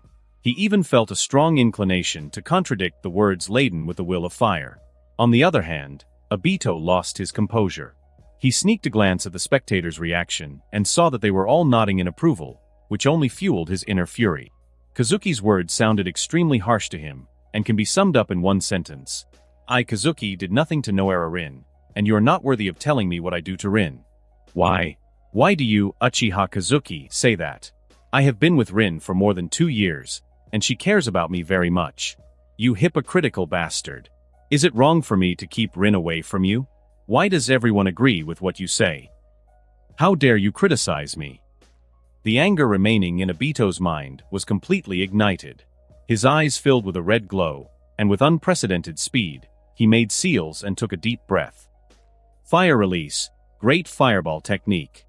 A huge fireball came out of his mouth. The explosion of flames dyed the entire training ground orange and red. Ikaku and Kakashi, who were responsible for security, widened their eyes in astonishment. This is not a technique that a ninja school student can release. Even among the Chunin, the power of the great fireball that Obito launched is superior. More importantly, with the blessing of the Sharingan, Obito's seal speed exceeded their expectations. So this means that Kazuki will have to face this great fireball alone. Just as Ikaku was secretly regretting that he had arrived too late to stop Obito's attack, and that it would cause Kazuki to be seriously injured. A hurricane of water, more than 10 meters high, instantly swallowed the fireball, and instantly submerged Obito with unstoppable force. Water release, water colliding wave. This is a move I like very much. It is a water release developed by the second Hokage. Kazuki smiled and looked at Obito, who was struggling in the turbulent water, and slowly closed his palms. Then the shape of the water whirlpool changed, contracting into a compact sphere, like a water prison that trapped Obito inside. Inside the water prison, streams of water formed chains that stretched Obito's limbs from different angles, leaving him in an X-shaped position. Obito's eyes were full of disbelief, struggling violently, and spitting bubbles from his mouth, but it was useless. The combination of the water prison and the water chains was not something he could resist while already trapped.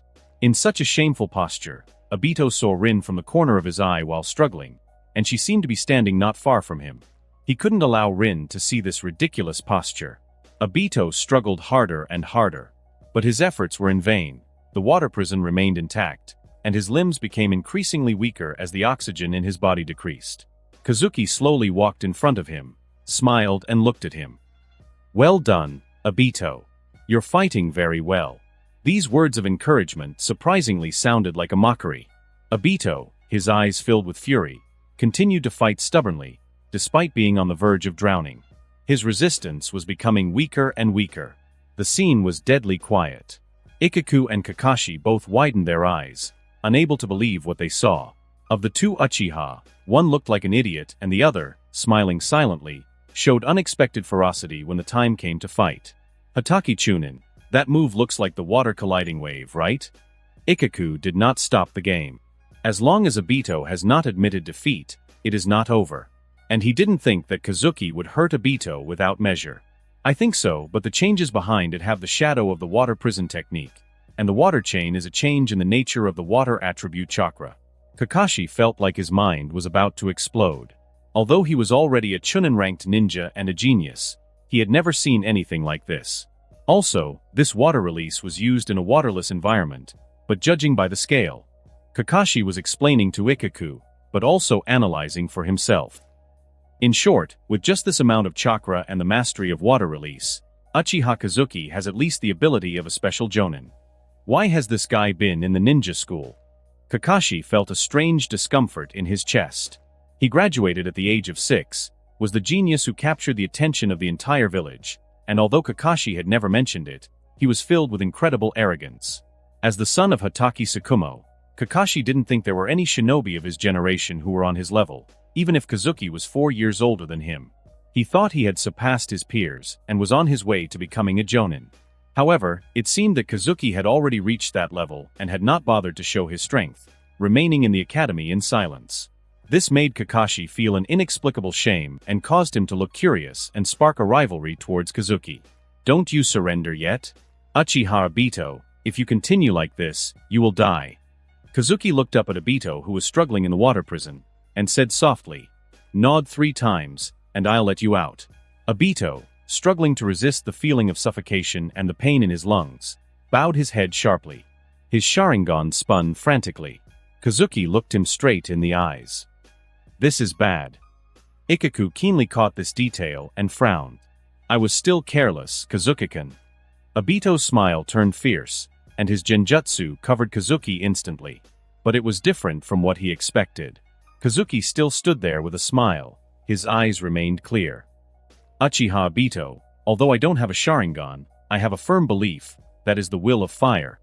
Your genjutsu can't affect my heart. As soon as these words came out, the entire place went into an uproar, and everyone looked at Kazuki in disbelief. The boring lesson on the will of fire, which seemed so useless, had actually strengthened his resistance to genjutsu? Is this the golden content of Elder Brother? If so, this will of fire really needs to be studied well in the future? In the Hokage residence, Sarutobi Hiruzen lit a pipe and exhaled a long puff of smoke happily. Danzo always said that his materials on the will of fire were only mediocre. But here was a child who understood them, and he was an Uchiha to boot. Hiruzen was more and more satisfied and ordered in a deep voice, I want all the information about Uchiha Kazuki quickly. Obito stared at Kazuki blankly. He didn't understand why his Sharingan couldn't trap Kazuki in his genjutsu. The reason was simple. Kazuki's ocular power was superior to his own. Shirsue's mouth twitched. He knew the secret, since Kazuki had told him that he had the two-tomo Sharingan. Tobirama couldn't hold it anymore. Kazuki brat, aren't you harming these children? The will of fire can resist genjutsu? I have never heard of it. Even if you have a firm mind, if you do not cleanse the chakra in your body in time, this firmness will only cause the genjutsu to breed paranoia in your heart, and you will be immersed in the genjutsu and unable to break out of it. No, Tobirama, are you really the second Hokage?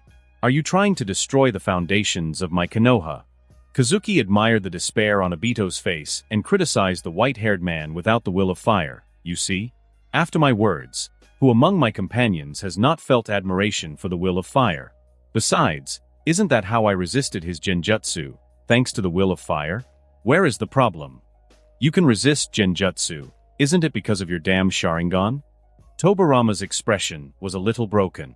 Oh, if you hadn't told me, I would have forgotten that I also have a Sharingan. I just remember the unbreakable will of fire in my heart. From the target Senju Tobirama, you get ninjutsu, mystical palm technique. Bah. It's okay, it's better than nothing. Kazuki clapped his hands, freeing Obito from the water prison. Come out, before you die of suffocation. The instant he broke free, Obito pulled out a kunai and stabbed it violently towards Kazuki's neck. Kazuki's figure flashed, and the essence of physical techniques against the Uchiha clan from Senju Tobirama, and the dynamic vision brought by his Sharingan, made Obito's sneak attack look as childish and ridiculous. Let me go, let me go. Obito roared. Kazuki caught Obito's neck with his arm, lifting him like an iron vice, blocking the arteries in his neck.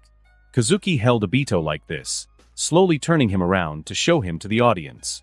Just opposite him, Obito, whose mind was gradually becoming confused, saw Rin just a few meters away from him and frowned at him. Rin. Obito called softly, and the next moment he fainted completely. After Kazuki let go, he fainted on the ground like a puddle of mud. From the target Uchiha Obito, you get the talent, Space Affinity, Obito version.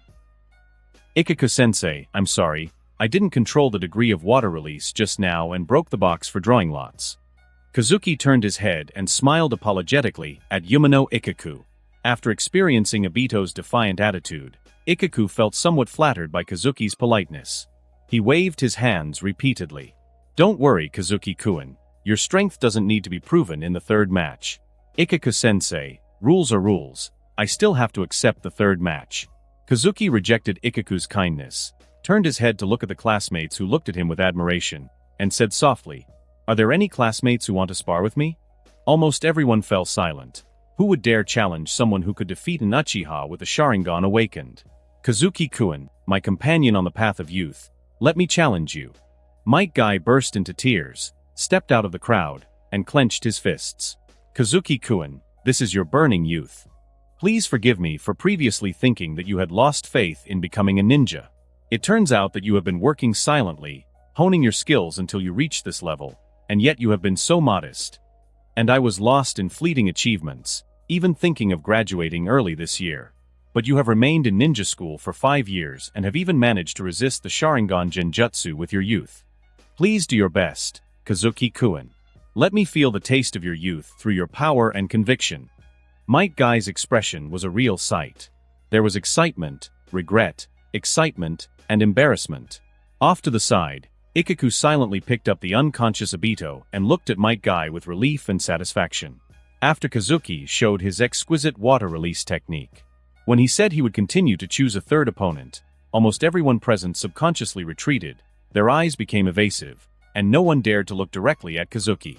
Only Might Guy. Although he was also surprised by Kazuki's strength, his astonishment quickly turned into excitement. Finally, he decided to challenge Kazuki with determination. No need to say that, Guy. Kazuki, with a serious expression, looked at Might Guy, who was still crying. Everyone has their own path of training. You may think that my modesty is the best choice, but you don't know my thoughts. Every time I see your effort, I feel deeply inspired to train more seriously. My low profile is due to my personality, but I like your passion more, Guy. Your existence has infected many confused classmates, allowing them to no longer worry about their own talents, but to work hard to achieve the best they can. Guy, I need to thank you for your encouragement along the way. Today, let's have an exciting fight. Kazuki's expression was extremely serious as he assumed the traditional taijutsu stance of the Senju clan. After hearing Kazuki's words, Might Guy's tears flowed uncontrollably. His heart was filled with unspeakable joy. Having faced rumors and doubts to get to this point, Might Guy had questioned himself at times, but his father, Might Guy, had always been a solid emotional backer, sustaining him until today. And now Kazuki, who had swept the entire audience away, had not hesitated to publicly state that he had been inspired by Might Guy's efforts, appearing very affirmative in his words. It was an Uchiha genius's recognition of his path as a ninja. Kazuki, you. Might Guy's tears could not be stopped. He remembered how Kazuki always supported him. No matter his sloppy clothes or exaggerated style, he always gave him a thumbs up. A wonderful sense of destiny and warmth filled Might Guy's heart. Come on, Guy, this is our first duel, we must go all out. Kazuki's voice became louder, and his eyes were full of encouragement. Okay. Might Guy held back his tears, rubbed his face vigorously, and took the starting stance of Konoha's taijutsu. I will do my best, Kazuki. Kazuki nodded.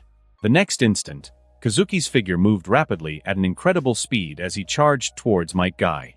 Might Guy did the same. Bang! Two powerful whip kicks collided with each other, and the roar caused by the collision of muscles resounded in the place, causing a circle of sound waves. Might Guy's eyes showed a trace of surprise. He was a hard worker, and that was also his pride. As someone who considered himself a genius of hard work, he didn't think there was anyone his age in Konoha capable of matching his physical strength. But in the recent exchange, Might Guy had to admit, Kazuki's physical strength was superior to his own. Thanks to the improvement of the Uchiha bloodline and Senju Tobirama's incomplete sage body, Kazuki's basic physical strength was still strong enough, and the essence of physical techniques against Uchiha also allowed Kazuki to gain some of Senju Tobirama's taijutsu experience. Might Guy made a quick decision, retracting his leg and then leaning down to dodge Kazuki's punch, before counterattacking with a fierce upward kick. Behind Kazuki's seemingly black pupils, the Sharingan was spinning rapidly. The Sharingan's excellent dynamic vision made Might Guy's movements seem like they were in slow motion. Kazuki leapt in anticipation, his chakra wrapping around his hand, and with the force of gravity, he launched a powerful punch towards Might Guy's head. With his beast-like instinct, Might Guy rolled sideways without caring about his image, barely avoiding Kazuki's fist. Boom! The punch shattered the floor tiles within a radius of more than a meter, raising a large amount of dust. The students of the ninja school watched this scene numbly, and they all thought in their minds, why doesn't this monster apply for early graduation and stay in the ninja school until now? If this punch hits the body, it will definitely be broken in half, right? At this moment, many people's eyes turned to Kakashi. Can this recognized no? One genius of Konoha beat Kazuki? Kazuki smiled as he dissipated the chakra from his hands, skillfully using the Senju clan's taijutsu to fight Might Guy. The two of them engaged in a fierce hand-to-hand fight, executing various techniques with great enthusiasm. Ikaku admired this scene. Frankly speaking, although he is a veteran chunin, he is not as good as these two students in terms of taijutsu. On the other hand, Kakashi was already frowning. The straggler who used to harass him has grown to such a level now? Kazuki, on the other hand, was an existence he couldn't understand. Far ahead of the geniuses of the same period, the long-dormant competitive spirit in Kakushi's heart beats for the first time in a long time. After a full-strength kick, Might Guy gasped and fell to the ground, holding his thigh. He had cramps. Facing Kazuki required extreme demand on his muscular strength. Even if Might Guy tries his best, at the age of 7 he can't compare to the incomplete sage body. Kazuki-kun. Guy, just call me Kazuki. Kazuki smiled, not speaking of victory or defeat, and a green light appeared in his hand, enveloping Might Guy's leg. Kazuki, this is... Might Guy felt the muscles in his thighs relax noticeably, and the pain from the cramps seemed to fade before his eyes. This is the mystical palm technique, Guy. It is a medical ninjutsu that channels chakra from the palm of the hand to infiltrate the body, stimulating the healing capacity of the muscles. Guy said impulsively, Kazuki, can you teach me? But he instantly regretted having said it. Not only did he doubt his own ability to learn it, but the scroll of such a rare medical ninjutsu could cost a fortune. Why should he teach it to him? Guy blushed immediately and wanted to rush to explain his imprudence. Kazuki smiled and shook his head, signaling him not to rush. The mystical palm technique requires extremely precise control of chakra, and the ability to judge the degree of injury to the patient's affected part. If the input chakra is too high, it will cause disorder in the human body and cause worse effects. Guy, give your full attention to your taijutsu training. If you need it, don't hesitate to come to me. Might Guy stared straight at Kazuki's sincere eyes, and slowly said something that many people could not understand. Kazuki, please allow me to be your rival for life. Okay. Kazuki took his hand off Might Guy's thigh, stood up, stretched out his palm to him, and pulled him up from the ground. Come on, Guy.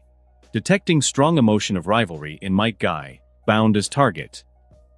This bastard with thick eyebrows. Shursui pouted, feeling unhappy. Humph, my brother is just looking out for your emotions. Being my brother's rival for life and protecting him is something only I can do. Shursui silently competed with Guy in his mind, but he was also impressed by how quickly Might Guy had become strong. I must train more seriously, Shursui thought. Guy's progress from being at the bottom of his class to his impressive mastery of taijutsu has been meteoric. In fact, among the generation of Kakashi and Obito, most of those who will become jonin in the future graduated at the age of 9 or 10. Only Kakashi, the 6-year-old genius, surpassed that standard, while Guy was supposed to graduate successfully at age 7. Although it started late, its development has been one of accumulation of forces, showing great persistence and potential. Kazuki, I am very pleased that you have the strength you have now, Ikaku said with an expression of admiration as he approached Kazuki, patting him on the shoulder. How is it? Do you still have the energy? Do you want to try fighting Hatake Chunin? Not only can you avoid the tedious process of graduation assessment, but there will also be some unexpected benefits, such as the attention of the third Hokage. Ikaku, with his back to Kakashi, showed an encouraging look. As an experienced Chunin, Ikaku had a good ability to assess the abilities of shinobi. For him, as long as Kakashi did not have the opportunity to use his kenjutsu to settle the fight in one blow, he would not be able to defeat Kazuki. Ikaku wanted his student, with such a kind character and such powerful abilities, to have the opportunity to make a name for himself in Konoha. But to his surprise, Kazuki shook his head slowly. No, Ikaku-sensei, I have no plans to graduate for the time being. This time, it's just because I need to respect the rules and regulations of the ninja school exam. Since I was picked, I need to take the competition and the opponent seriously. And as for avoiding the graduation exam, to be honest, I'm quite looking forward to this year's Will of Fire exam. Kazuki winked at Ikaku and then turned back to the audience. Kakashi looked at Kazuki with a grave expression. He felt disturbed. After Kazuki demonstrated his skills, Kakashi wished to face him. As an ever-arrogant genius, Kakashi had not felt pressure and competition from his peers in a long time. If it weren't for his family's strict upbringing, Kakashi would have wanted to force Kazuki into a test using his identity as an examiner. And Might Guy, who had been pestering him, had made a promise with Kazuki that they would be rivals for life, which made Kakashi feel lost, and the loneliness in his heart deepened. Rin, if you have time this weekend, come to the Uchiha clan to find me. I will teach you the mystical palm technique. Kazuki walked to Rin and said with a smile, When I was healing Guy, I saw you watching intently, as if you liked this technique very much. After Kazuki approached, Rin's face instantly turned red and she spoke a little hesitantly. No, Kazuki-kun, such a precious ninjutsu. I just don't want Guy to waste his time. But isn't medical ninjutsu your hobby? I would be very happy if I could help you. Kazuki's face was serious and his tone sincere, although his words had a subtle hint of ambiguity. The contrasting expressions and words mixed together made Rin's heart become chaotic. Above all, the fact that Kazuki, who had stood out so much, had noticed her expression and addressed her first. A girl's heart is always full of imagination, and although Rin was cheerful and kind, she was no exception. I understand, Kazuki-kun. I will visit you on Sunday. I hope it doesn't cause you any trouble. Okay, then it's an appointment. Kazuki smiled, nodded to Rin, and then returned to Shirsue's side. For a moment, countless eyes looked at Kazuki obscurely. No matter how slow the ninja school students or teachers are, they all know that another Uchiha genius is going to be famous in Konoha. The most interesting thing was that he was an Uchiha specialized in water release, with a surprisingly gentle character and a great interest in the will of fire.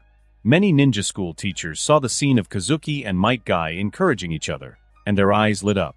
This is simply the best inspirational story, the kind that can be passed down from this class to the end of time. When Rin and Kazuki agreed to a date, Obito was still lying on the ground, like a dead dog, and no one paid attention to him. Asuma stared at Kazuki's back, and his heart could not calm down for a long time. He had developed a great interest in Kazuki. As a rebellious child, he did not believe in the will of fire, and he was very disdainful of his father. But as his peer, Asuma had to admit that Kazuki was much better than him, but he admired the will of fire so much. So Asuma wanted to find the answer about the will of fire from Kazuki. Sarutobi Hiruzen looked at Kazuki in the crystal ball with admiration in his eyes. In his opinion, Kazuki was not like a narrow-minded, arrogant traditional Uchiha at all. In his words and actions, there was a dazzling will of fire everywhere. Healing and encouraging Might Guy, even though Kazuki could crush him with ninjutsu, he still used taijutsu as the main means to fight him. His words were mostly encouragement to his classmates, and in the end, he made a positive promise to be a lifelong opponent. As for Rin, although Kazuki's actions were somewhat deliberately ambiguous in Hiruzen's opinion, he was happy to see this scene and did not think there was anything wrong. Love is the most powerful bond that can tie a ninja's heart, and it often represents the establishment of a family. Sarutobi Hiruzen wished that all Uchiha would be interested in Konoha shinobi outside of the Uchiha clan. In this way, he would not have to worry about anything. After a few generations, Uchiha would naturally merge with Konoha. What moved him the most was what Kazuki said to Uchiha Obito. Don't let emotions and power confuse your eyes. The clear and rational heart of a ninja is the most precious wealth. Coupled with Kazuki's combat style, so similar to Senju Tobirama's, and his clear understanding of the Uchiha clan, Hiruzen felt a strange sensation, as if the Tobirama of his youth had been reborn in Konoha, only this time as an Uchiha. Sarutobi Hiruzen shook his head violently and threw this rebellious idea out of his head. He remembered his master's stern, cold gaze, and felt a chill down his neck. If my master knew what I just thought, when I meet him after my death, he would surely scold me severely.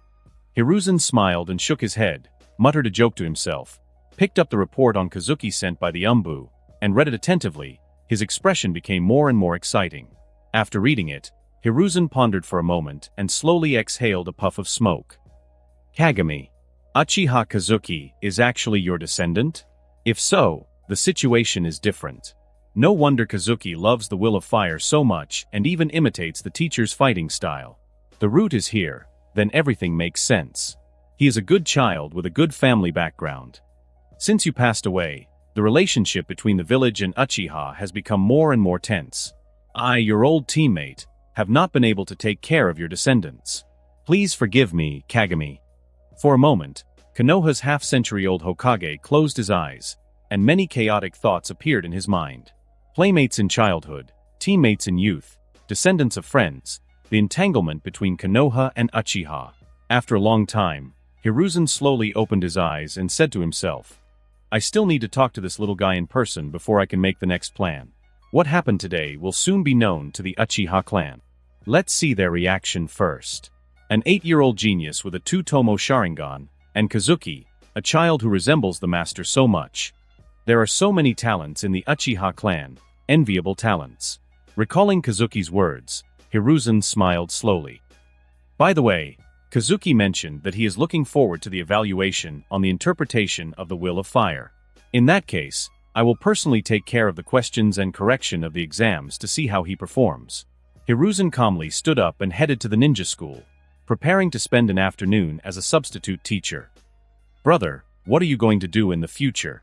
After the practical assessment ended, Shursui and Kazuki walked back home. Shursui frowned in concern. Your situation will soon become known throughout Konoha. An Uchiha who resembles the second Hokage and worships the Will of Fire is too conspicuous.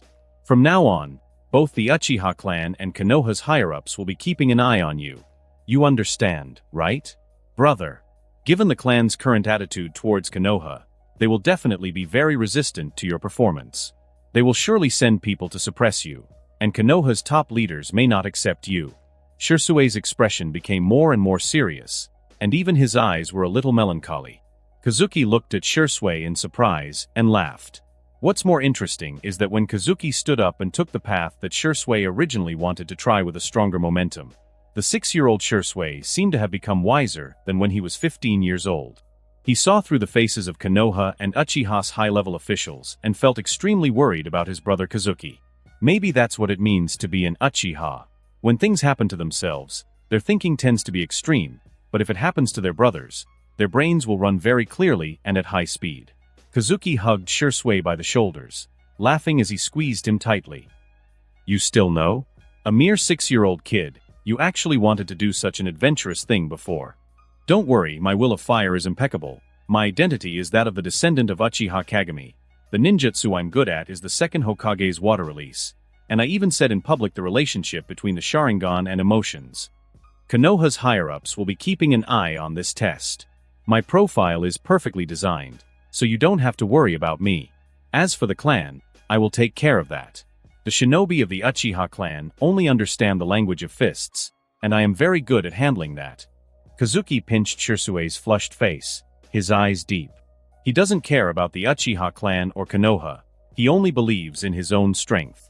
With the Otsutsuki clan watching from the outside, the loss or gain of a city or place will look very ridiculous in the future. But Kazuki could guarantee that along the way, he would do everything possible to ensure that the people accompanying him would have a better life than in the original timeline. As for the shinobi who have bad intentions towards him, Kazuki will squeeze all the value of these people and let their ashes become fuel to promote future peace. It was night. Kazuki was sitting in a rocking chair in his room, his eyes closed, reflecting on what happened that day. Little ghost, what do you want to do? Tobirama's voice sounded like a ghostly echo, but oddly enough, it also seemed to carry a hint of unmistakable doubt. Kazuki paid no attention to him. Tobirama continued to speak for himself, analyzing the situation. You say you believe in the Will of Fire, but I don't believe you. For a dangerous and cunning little demon like you, it's impossible for you not to see the fundamentals of the Will of Fire. You want to infiltrate the Hokage circle and then seek benefits for the Uchiha clan? No. If that was the case, why would you try to oppress that extreme boy named Uchiha Obito? Furthermore, you have been imitating my combat style, and these two things will naturally reduce your image within the Uchiha clan. But the problem is that you, the little demon who has sealed me within your body, make me think that you are really dedicated to Konoha. Do you really think that I have fought during the Sengoku period without learning anything? But you are the descendant of Kagami. Even the wise and calm Senju Tobirama was confused at this moment. From the perspective of interests, Kazuki's actions are definitely not welcome in the Uchiha clan. Moreover, Senju Tobirama had to admit it. Putting aside the fact that Kazuki had sealed his soul, and focusing on other things, Kazuki's character really had no flaws that Tobirama could point out. Kazuki's humility and kindness were extremely rare even among the Senju. But it all came back to square one. Tobirama couldn't let go of the fact that Kazuki had sealed his soul, since it was precisely his soul that had been sealed. Is it really like Kazuki introduced himself at the beginning? He is really not a twisted and crazy Uchiha who looks calm. Is he really a good kid who goes to bed early and gets up early and wants to live a simple life? Faced with the conflict between the Uchiha clan and the village, he was forced to study the Kenjutsu to summon his soul and seek help. When Senju Tobirama thought of this, a huge sense of absurdity engulfed him, and there was even a hint of guilt. If that were the case, wouldn't it be that he himself had caused a talented Uchiha with the Will of Fire to become disillusioned with the village? Senju Tobirama shook his head violently, ruling out this abstract possibility, and his eyes became firm again. But his heart was inevitably shaken, because his expectations of Kazuki inevitably changed. Tobirama, I once read a book where I found a phrase that I really liked. A gentleman is judged by his actions, not by his intentions. Kazuki said as he appeared in front of Tobirama and continued slowly. It means that to judge a person's goodness or evilness, you shouldn't guess what he thinks inside, but rather see what he has done. You are not only a Hokage, but also a scientific researcher, so you should understand that when you look at a person or a thing with a preset position, you have lost the objective perspective. You are a ninja I once respected, so I make an exception to reiterate to you. What I want to do is very simple, that good people live better, that the bad receive the punishment they deserve, with my justice, eradicate evil and promote good, bringing peace. Tobirama silently watched Kazuki, but even with his keen perception, he could only see sincerity in those eyes. Little devil, I will always be watching your movements. Tobirama, I really need your wisdom to guide me. If you want to tell me something, feel free to speak up at any time. Don't call me Tobirama. You bastard kid, I am your grandfather's master, from your great-grandfather's generation. Okay. Tobirama, you're already dead, why worry about such things? From the target Senju Tobirama, you get the Kenjutsu, Senju Tobirama version. The wonderful sound of gold coins exploding sounded. Kazuki looked at Tobirama, who was still arguing about hierarchy, and suddenly burst out laughing. That smile was exactly the same as when Tobirama first saw Kazuki, as if he was seeing a bountiful harvest. Tobirama was suddenly startled, and heard Kazuki say to him, "Good night, Tobirama." Darkness enveloped Senju Tobirama's vision again. Kazuki changed his clothes while humming a little tune in a good mood. No matter how much, there is always some harvest. Tobirama's Kenjutsu is not bad at all. It's time to buy a sword.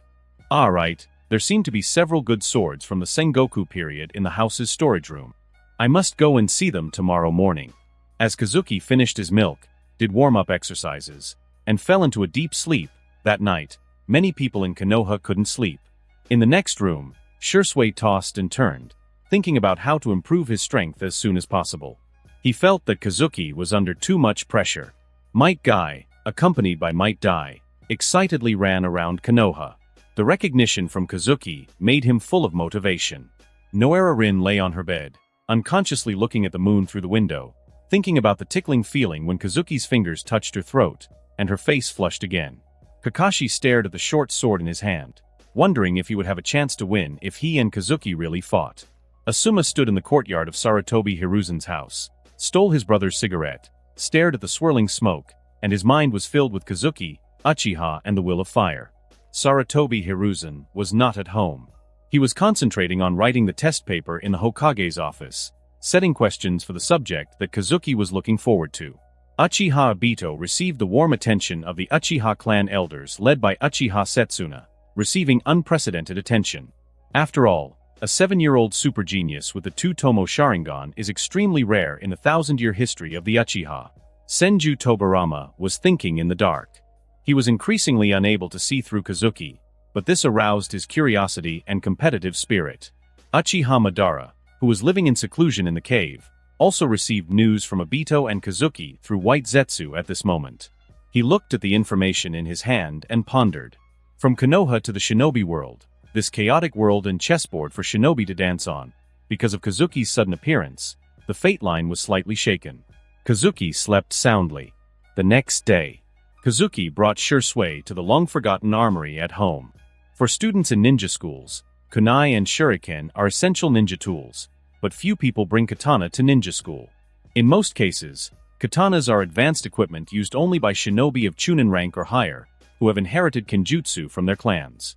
And for Kazuki, who is proficient in water release, he doesn't really need a katana for close combat. However, after Kazuki obtained Tobirama's kenjutsu, finding a suitable katana became relevant. Besides, Kazuki looked at Shursui, whose face was lit up with a difficult-to-contain emotion, and smiled lightly. Shursui, if you wanted any of these weapons, you just had to tell me first. These are all from our family, so they are yours too. Due to the early death of Uchiha Kagami and Kazuki's parents also dying in the Second Great Shinobi War, now only he and Shursui were left to inherit the legacy of this family branch. The entire great fortune passed into the hands of Kazuki and Shisui, and although they did not dedicate themselves to being ninjas, they were already considered rich young men. Shisui smiled with a slightly blushing expression and, without saying a word, looked eagerly at Kazuki, urging him with his gaze to open the arsenal. In fact, Shisui did not mention his interest in swords before for fear that his exceptional swordsmanship might injure Kazuki, who at the time was far below him in skill, thus creating a barrier between them. But after Kazuki used his strength to tell Shisui why he was his younger brother, Shisui's mentality changed. His personality became cheerful and lively, and he also enjoyed the feeling of being protected. Kazuki shrugged, ignoring Shisui, who was still blushing, and opened the door to the armory. They looked inside in surprise. It was a room filled with a variety of weapons, with many iconic tools of the Uchiha clan, scrolls, explosive seals, smoke bombs, heavy armor from the Sengoku period, and texts on eye techniques and ninjutsu. It was evident that the stored tools were expensive or of great collectible value. It's worthy of Uchiha Kagami. Although he was only the clan leader for a few months before he died, this inheritance is truly rich. Kazuki thought as he examined each sword hanging on the wall. Although the swords had been in the arsenal for a long time and dust had begun to accumulate on their blades, each sword still emanated a cold, murderous aura, as if each one had drunk the blood of many enemies. Shisui, eyes shining with excitement, looked at and touched the weapons in the arsenal, choosing a sword and playing with it with great joy. Kazuki stopped his eyes on a katana hanging in the middle of the wall. The sword was cold and translucent white, with an extremely sharp blade. Just getting close to it, Kazuki's skin seemed to ache from the intensity of its edge. Whose sword is this? Kazuki thought that the katanas that may appear here should all be from the famous Uchiha of the Sengoku period. Kazuki blinked and thought of a man who probably knew more about the Uchiha than the Uchiha themselves. So without further ado, he asked him directly. Tobirama, do you recognize this sword? Kazuki kid, you have good eyesight. Tobirama followed Kazuki's line of sight and looked at the sword that he was once very familiar with a complicated expression. This is Uchiha Izuna's sword. His name is Muramasa. He has caused me a lot of trouble in the past. Kazuki's eyes lit up instantly. Uchiha Izuna's sword? That's a rare thing. But why didn't Uchiha Madara take this sword? Was it because it was too late, or was he afraid it would remind him of Izuna? Not letting his mind wander too much, Kazuki took the sword down from the wall and examined it in his hands. Whether it is from the weight of the blade, the center of gravity, or the sharpness, this sword is an impeccable good sword. Tobirama, is there anything special about this sword? Kazuki waved the Muramasa in his hand, causing a sharp sound of breaking through the air. To be honest, I want your Thunder God sword more. This sword feels ordinary, not as good as yours. Although he was very satisfied with Muramasa, Kazuki still praised a white-haired old man in a practical way. A sword is more handsome if it can transform and have special effects. Greedy little devil. Tobirama snorted in discontent, but the smile on his face showed that he was in a good mood. He explained honestly, Uchiha Izuna's Muramasa is made with a large amount of chakra metal, giving it excellent chakra conductivity. In addition, this sword also contains other special metals, forged at high temperatures, giving it surprising hardness and sharpness. My Thunder God sword is a finished product that imitates Muramasa and surpasses it, but before I made it, I first studied the Flying Thunder God technique, so I didn't need to fight with the sword to defeat that guy. Kazuki nodded seriously. Okay, Tobirama, it seems that you are more powerful. So where is the Thunder God sword? Anyway, you can't use it, why not let me take it? I will take it to protect Konoha. Tobirama's face darkened. The sword is in the Senju ancestral home. If you have the courage, go and get it. Kazuki sighed helplessly. Well, it seems I'll have to use Uchiha Izuna's sword. Though I'd actually rather use yours, too bad. Humph, isn't it just right for the Uchiha kid to use that guy's sword? Kazuki shrugged. The Senju ancestral residence? It seems that it is now occupied by Tsunade. It's not that I can't go there to look for her, there will be a chance. Meanwhile, Shisui had picked up 2 Tonto Tachi, plus all sorts of explosive tags and smoke bombs. Kazuki smiled resignedly and tapped him on the head with the hilt of his sword.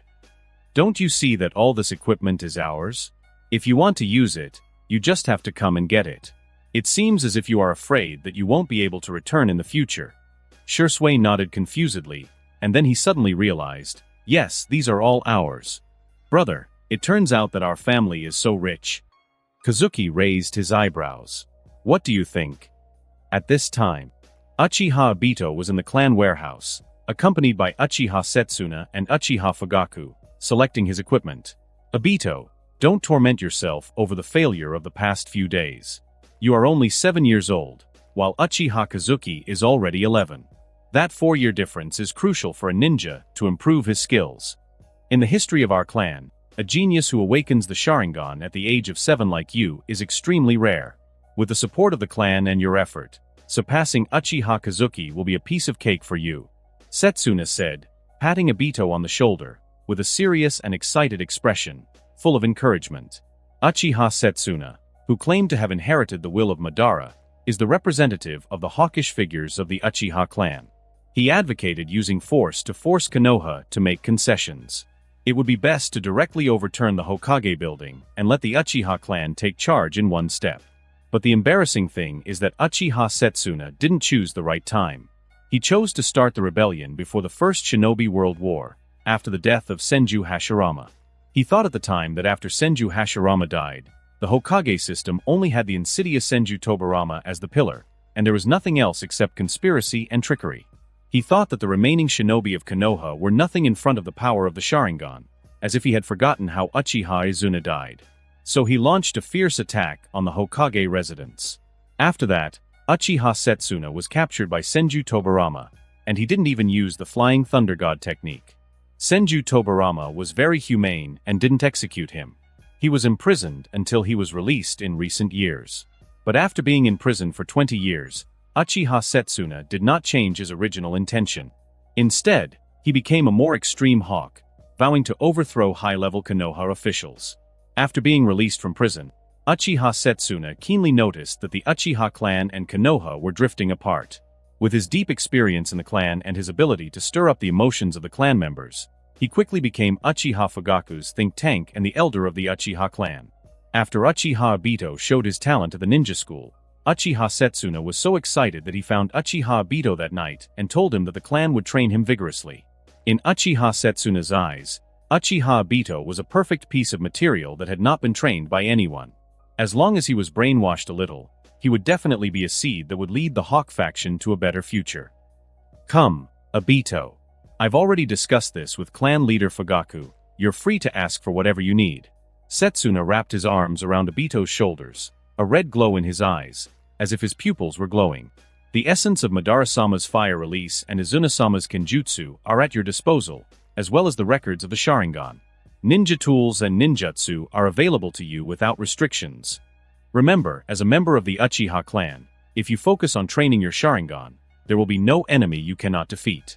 Whether it be water release, genjutsu, or some despicable ninjutsu, it could be of use against you. With the power of the Sharingan, you will have strength, and with strength you will have everything. Obito listened excitedly to Setsuna's words, which sounded like a demonic whisper.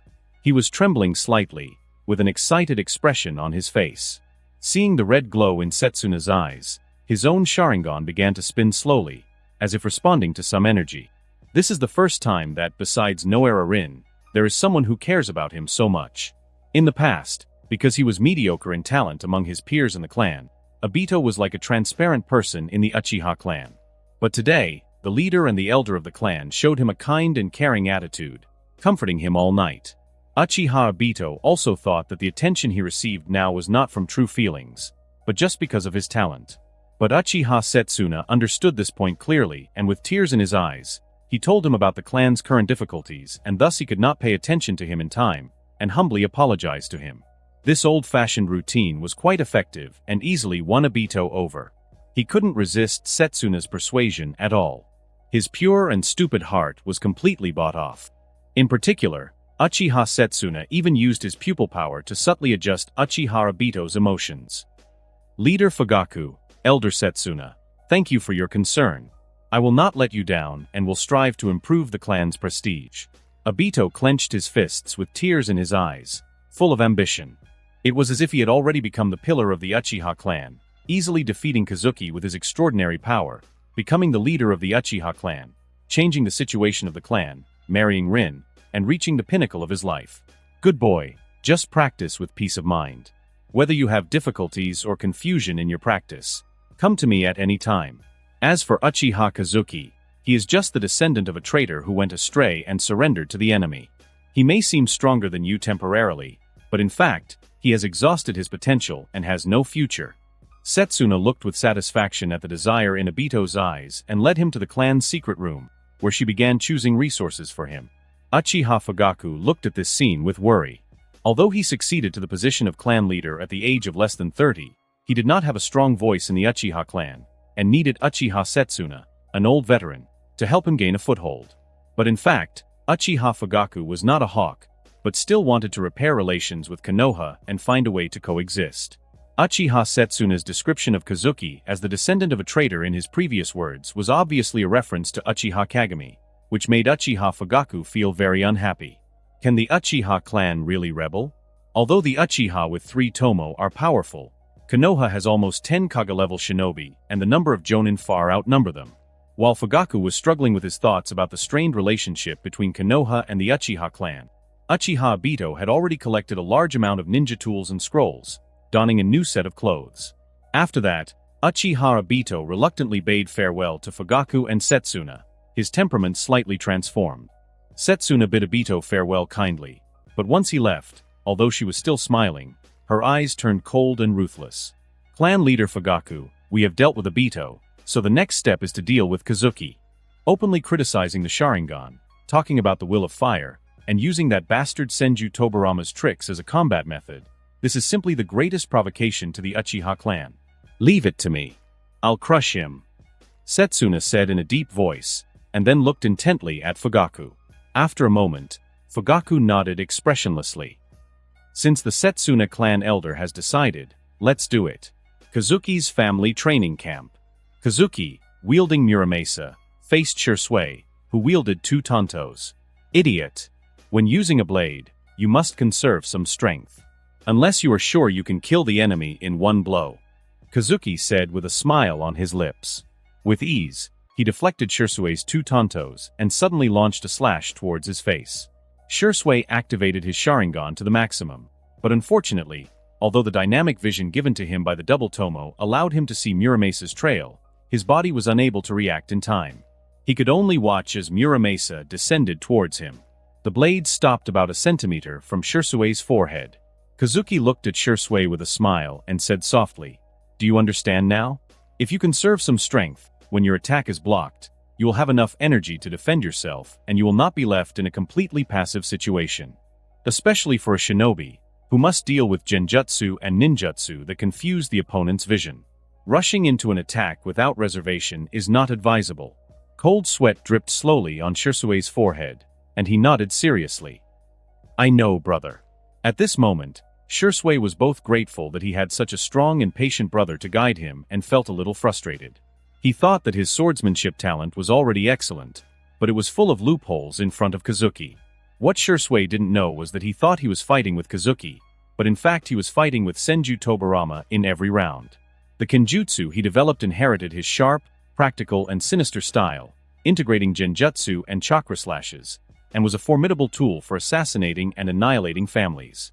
Especially against the Uchiha, Tobirama had developed several lethal techniques by taking advantage of the gap between the Sharingan's dynamic vision and the brain's response. In Kazuki's hands, Tobirama's kenjutsu was perfected, making up for Tobirama's shortcomings due to his lack of Sharingan. "I know roughly the source from where you obtained my ninjutsu. Since you are a descendant of Kagami, and I have taught him my kenjutsu, water release, and genjutsu before, with your talent for developing soul-sealing kenjutsu, it is not surprising that you were able to master them." Tobirama looked at Kazuki carefully. After a moment of silence, he couldn't help but ask, "But, are you really using my style of kenjutsu or Uchiha Izuna's style?" When Kazuki was instructing Shisui, Tobirama saw his own shadow at first, and was quite proud that Kazuki was abandoning the darkness and joining the light, thinking that his style of kenjutsu was much better than the Uchiha style. But gradually, his expression became serious, as Kazuki's kenjutsu style evolved into that of a pure Uchiha, and it looked very similar to Uchiha Izuna's style. Later, even Tobirama himself was a little confused. Actually, Uchiha Izuna and Senju Tobirama's kenjutsu styles were quite similar. Both were cold and ruthless characters, with the only notable difference being that Tobirama was more adept at manipulating people's minds, while Azuna used the Sharingan as a distraction attack, being more reckless. Kazuki blinked and couldn't help but sigh that the eternal problem of the shinobi world seems to be always the bond. Needless to say, Senju Hashirama and Uchiha Madara are the reincarnations of Asura and Indra, but the strong bond between Uchiha Azuna and Senju Tobirama is no less than that of their brothers. For example, even a calm genius like Tobirama couldn't contain his curiosity on the topic of Uchiha Azuna. Is it so important, Tobirama? I have studied both of their styles, and I have found that there is a high degree of overlap between them. Even the basic concepts are similar. The only difference is the presence or absence of the Sharingan. So I wonder, was it you, Tobirama, who borrowed Azuna's style of Kenjutsu, or? Before Kazuki could finish, Tobirama, visibly in a hurry, replied, "Of course he copied my style. As you can see from the result, my Flying Thunder God Slash not only easily defeated him, in the ninja world, who copies a loser?" Tobirama spoke with unwavering conviction, but his words hid a slight guilt. Kazuki keenly caught this point and nodded with a smile. Yes, what Tobirama said is right. The Flying Thunder God technique must not be a ninjutsu that Tobirama figured out because his kenjutsu could not compete with Uchiha Azuna. Oh, it's no big deal. In the shinobi world, techniques are copied and improved. Face it, Tobirama, it's not shameful. Even our Uchiha clan uses the Sharingan to copy. It's nothing to talk about. I'm not like you, Uchiha. I use my own kenjutsu and ninjutsu. I didn't copy anything from that bastard. Tobirama was unusually concerned about this matter and emphasized strongly. However, in Kazuki's mind, an email seemed to have provided the answer. From the target Senju Tobirama, you get motor nerve enhancement. Kazuki smiled and said goodbye to Tobirama, who tried to debate with him for another 500 rounds and tell the difference between the two. He then began to carefully feel his increasingly active body, while explaining the essence of Kenjutsu to Shursui. Don't worry, Shursui. If you don't understand something, I can continue teaching you. Kazuki stroked Shursui's sweaty head. Tobirama's Kenjutsu, adapted by Kazuki, were still a bit advanced for little Shursui. Just as Shursui nodded seriously, a stout, gray-haired adult shinobi entered the training ground and said, "I too have some experience in Kenjutsu. Uchiha Kazuki, if you still have the courage to face me, fight me." Saying this, his eyes lit up with the deep red of the three-tomo Sharingan. The visitor is also very famous in the Uchiha clan. His name is Uchiha Yashiro, a fervent member of the radical group. Yashiro's Sharingan radiated a murderous aura. His gaze seemed to chill the atmosphere of the training camp. Shursui stood in front of Kazuki, raised the tantos in his hands, and narrowed his eyes. "Shursui, don't be rude to the senior." Kazuki pulled Shursui behind him, turned around and looked at him with a warning, a red light flashing in his eyes. The meaning was very clear: you are not allowed to expose your Sharingan. Shursui pursed his lips and gently pulled Kazuki's sleeve to show that he knew. "Yashiro-san, this is our family's training ground, a private place where my brother and I usually practice. What brings you here today?" Kazuki turned his head and looked straight at Yashiro without hesitation, and said slowly, "If I remember correctly, I put up a warning sign at the entrance, indicating that this is our family's place. So, Yashiro-san, have you come to exchange Kenjutsu styles, or are you looking for an excuse to fight me?" Kazuki's tone was still very polite, but his eyes became sharp. Although he has changed his character setting to Uchiha Tobirama, who is proficient in the will of fire, it doesn't mean he should greet enemies at his door with a smile. Kazuki's training ground was spacious, and there was no chance of getting lost. The unwelcome visitor was Uchiha Yashiro, a prominent member of the Uchiha's Hawk faction. Is it because of my criticism of the Sharingan? Or is it because of my water release and my combat style, which some old men of the Sengoku period don't like? Now you come to give me a forced lesson. Kazuki snorted, his determination to fight fueled. Interestingly, Kazuki had been looking for an opportunity to seriously confront a powerful jonin to measure his own level and get an accurate reference. Currently, with his skill in water release, genjutsu, and the use of the Sharingan, Kazuki still did not feel secure enough in this shinobi world. Huh. Kid, it's not important. The important thing is that your current thinking is very dangerous and needs to be corrected. After Yashiro finished speaking, his face was a little tense. He's already an almost 30-year-old Uchiha, and Setsuna actually asked him to take care of a child who hasn't graduated from ninja school. If it weren't for Setsuna's insistence, and the fact that Kazuki had overwhelmingly defeated Obito, Yashiro really didn't want to undertake this task. In his opinion, losing is impossible, but winning is also a shame. No matter how talented Kazuki is, his title is still a student of the ninja school. The Uchiha clan generally advocates confrontation between the strong, and such bullying in the clan is shameful. Shirsue's face flushed with rage. If Kazuki hadn't stopped him with a look, he would have wanted to curse. This is bullying the weakest. Even Senju Tobirama mocked Yashiro's behavior. The Uchiha clan has fallen to such a level. Letting a 3-tomo Sharingan take on a child from the ninja school. This ridiculous mentality and attitude is a far cry from the time when Uchiha Madara was in charge. With just this detail, I can say with certainty that with Monkey and Danzo together, the current Uchiha clan cannot cause much of a stir. Kid, you don't need to fear him. I'll tell you how to deal with him. As long as I'm here, you won't lose. Kazuki smiled. Tobirama, I've already learned your water release and genjutsu. Don't worry about me. I also have your and Izuna's kenjutsu. And if worst comes to worst, I still have the 2-tomo Sharingan. I'm very happy that you care about me. I'm very pleased to see the will of fire in you. It seems that you have learned a lot of good qualities during the time you have been in my body. Tobirama's expression is very wonderful. But strangely, Tobirama was not angry, but waved his hand and said with a slight smile, "Go away, kid, if you lose this time. Don't talk to me about the will of fire.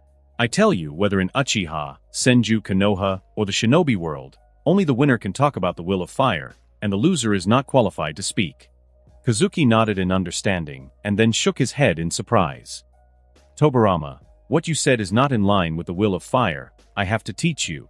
Kid, I'm talking to you. Didn't you hear me? Yashiro shouted coldly. If you don't have the courage to face me, come to the clan meeting next week. Apologize for your remarks in front of the clan members, and this matter will be over. You are still a student of the ninja school. The clan will not make it difficult for you. As long as you turn back from your mistakes, you can even be trained. Yashiro looked very sincere and looked unwilling to fight with Kazuki. In fact, it is true. Although Yashiro is a hawkish Uchiha, he has no habit of bullying children in the clan. But what he didn't expect was... Kazuki took Muramasa and performed an elegant sword flower, saying slowly, "You interrupted my brother's training. Although Yashiro-sana has betrayed the pride of the Uchiha clan, I cannot dishonor the honor of my family name. There is nothing more to say. Draw your sword." Yashiro's face blushed a little. The honor of the Uchiha clan prevented Kazuki from evading battle, but as a 3-tomo Uchiha, he was provoking a child from his own clan. This was practically the same as behaving like a rogue. Kid, I'm also here on assignment. However, since we're already in a fight, I won't hold back. Yashiro drew out the sword seriously, and as soon as the voice fell, he turned into a residual image and moved towards Kazuki at high speed. Kazuki snorted coldly and rushed forward without dodging. The two swords collided firmly. Yashiro adopted a direct strategy, relying on his speed and strength, which he considered superior to Kazuki's, to defeat him with a single blow. But judging from the horrified expression of Yashiro at this moment, his plan failed. Kazuki held the sword with both hands, and the muscles in his arms bulged slightly. Muramasa suppressed the blade of Yashiro and said coldly, "Senior, are you going to abandon all the pride and glory of Uchiha today? No matter who the opponent is, if you decide to fight, do so with the full force of the Uchiha name."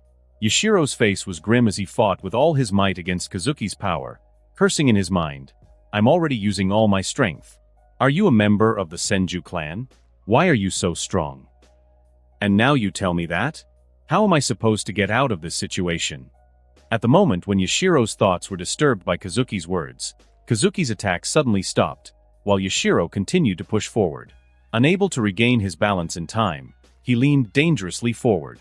With a relentless and merciless strike, Kazuki attacked from the side, slicing Yashiro's abdomen from bottom to top. Yashiro's instinct warned him frantically, and the next moment he threw himself backwards with all his might. Swoosh! The sound of clothes tearing rang out. Yashiro retreated more than 10 meters and looked at Kazuki with fear in his eyes. At this moment, he had a deep wound from his stomach to his chest, caused by Muramasa's slash. Blood was continuously gushing out, dyeing the ground of the training ground red. "Little brat, you pissed me off." Yashiro endured the pain and with agile movements, tore his shirt and made a quick bandage to stop the bleeding. In terms of Kenjutsu, you are at least at the level of a jonin in the clan, and your strength is not like a child from a ninja school. In this competition, I did bully the weak, but this is for the future of the Uchiha clan. And as you said, as an Uchiha, since you are fighting, you must go all out. If you want to apologize, I will talk to you seriously after I win. But now, I have to be serious. The three tomo in Yashiro's eyes spun violently, and at this moment, his dynamic vision was greatly improved. The bloodthirsty red light locked onto Kazuki's figure. You are a genius, but facing my eyes, all your tricks will be useless. Yashiro's aura changed drastically, becoming confident and ruthless. Experience the power of Sharingan. No matter how proud a genius is, he will hate the tragic fate of not having Sharingan. Kazuki's mouth curled up unconsciously, and he whispered to Tobirama in his body. Tobirama, I heard that Uchiha Izuna seemed to have said something similar to you. Yes, he told me that many times. The last time I heard it was before I pierced him through the chest with the flying thunder god slash. Tobirama smiled knowingly, crossed his arms, and said in a calm and proud tone. Kazuki moved his fingers rapidly, forming several seals in an instant. Bringer of Darkness technique. Darkness descended on the training ground, solidifying Yashiro's distorted face. But that wasn't all. Kazuki did not rush to attack. He continued to form seals. Hiding in mist technique. A thick fog covered the training ground. Although Shursui was not covered by the darkness technique, he couldn't avoid the fog that covered the entire training ground, so he hid in a corner, choosing to observe silently. As the first Uchiha to be beaten by Kazuki, he knew this feeling very well.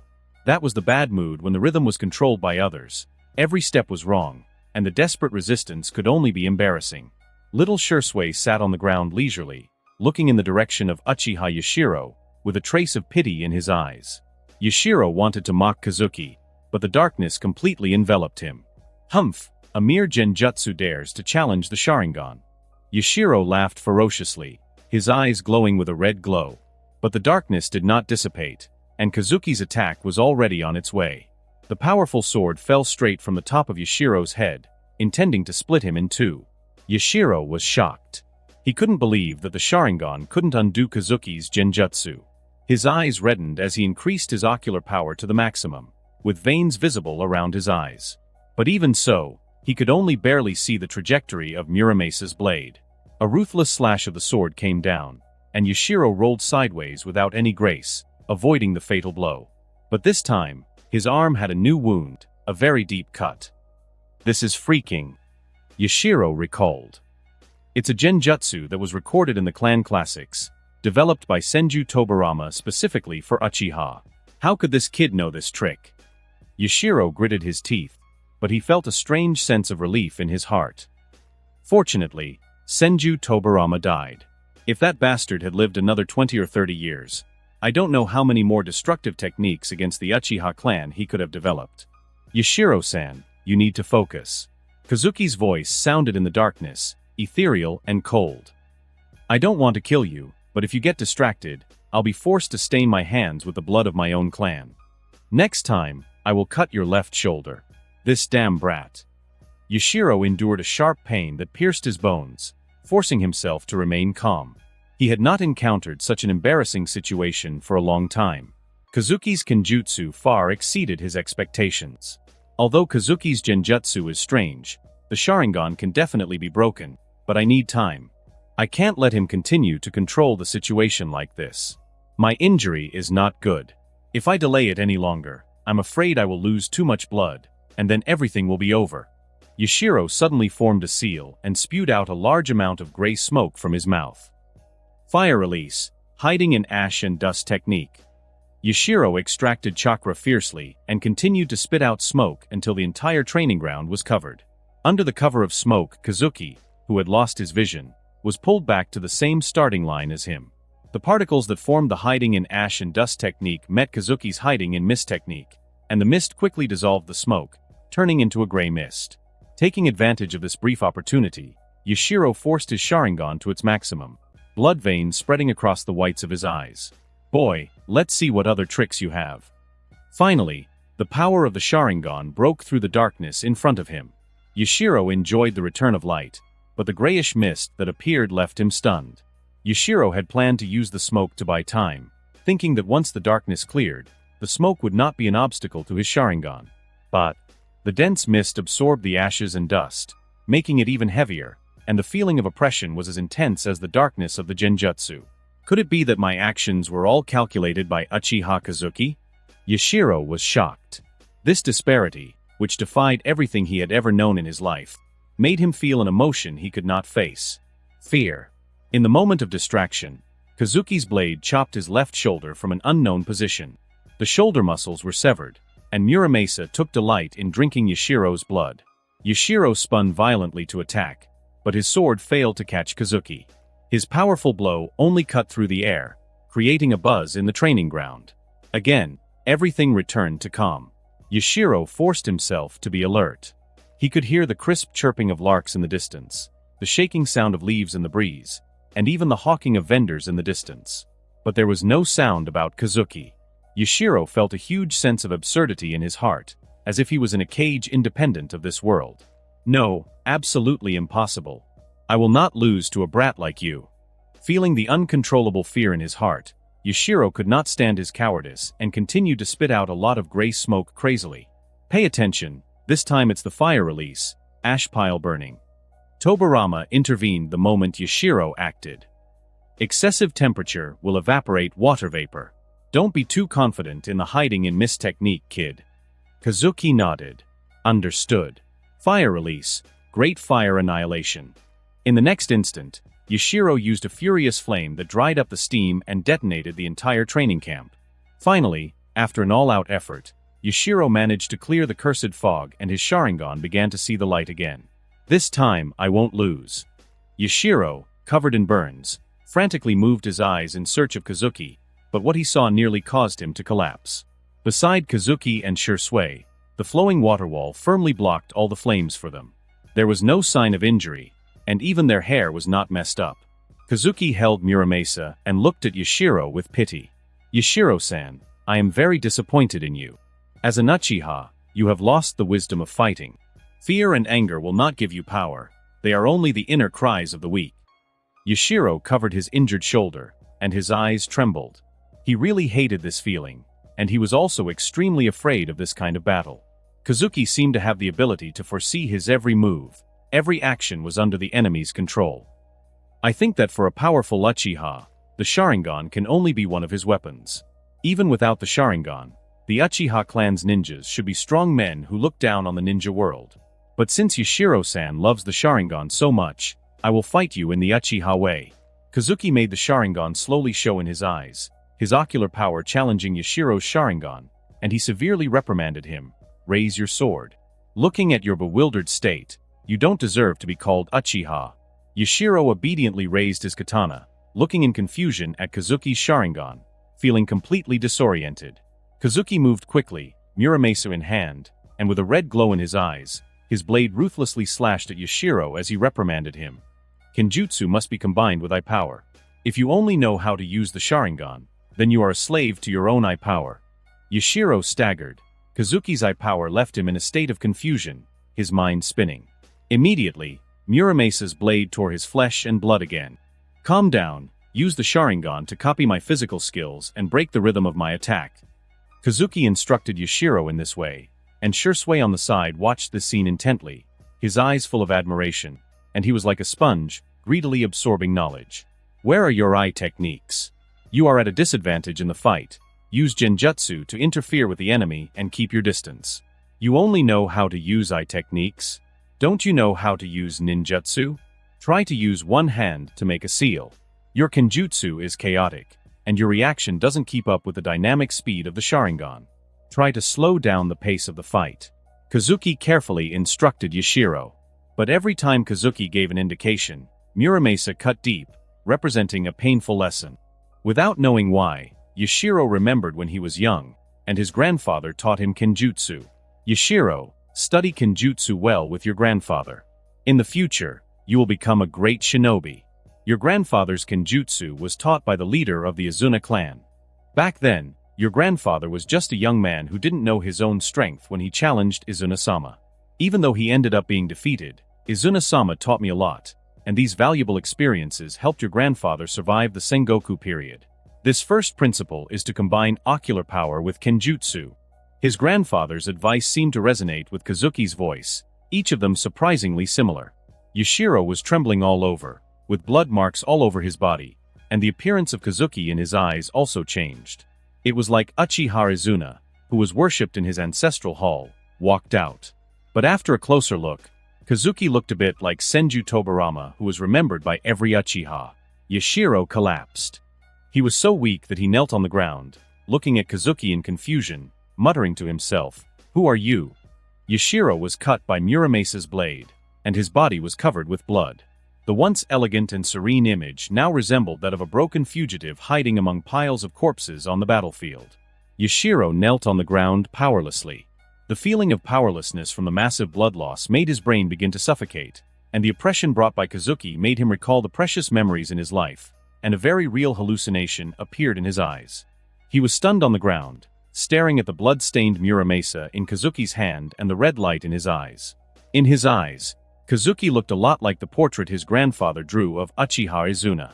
In the Sengoku period, when Izuna suppressed rebels within the clan, he did so with impressive calm, fighting and speaking at the same time, subduing each defiant member both physically and mentally.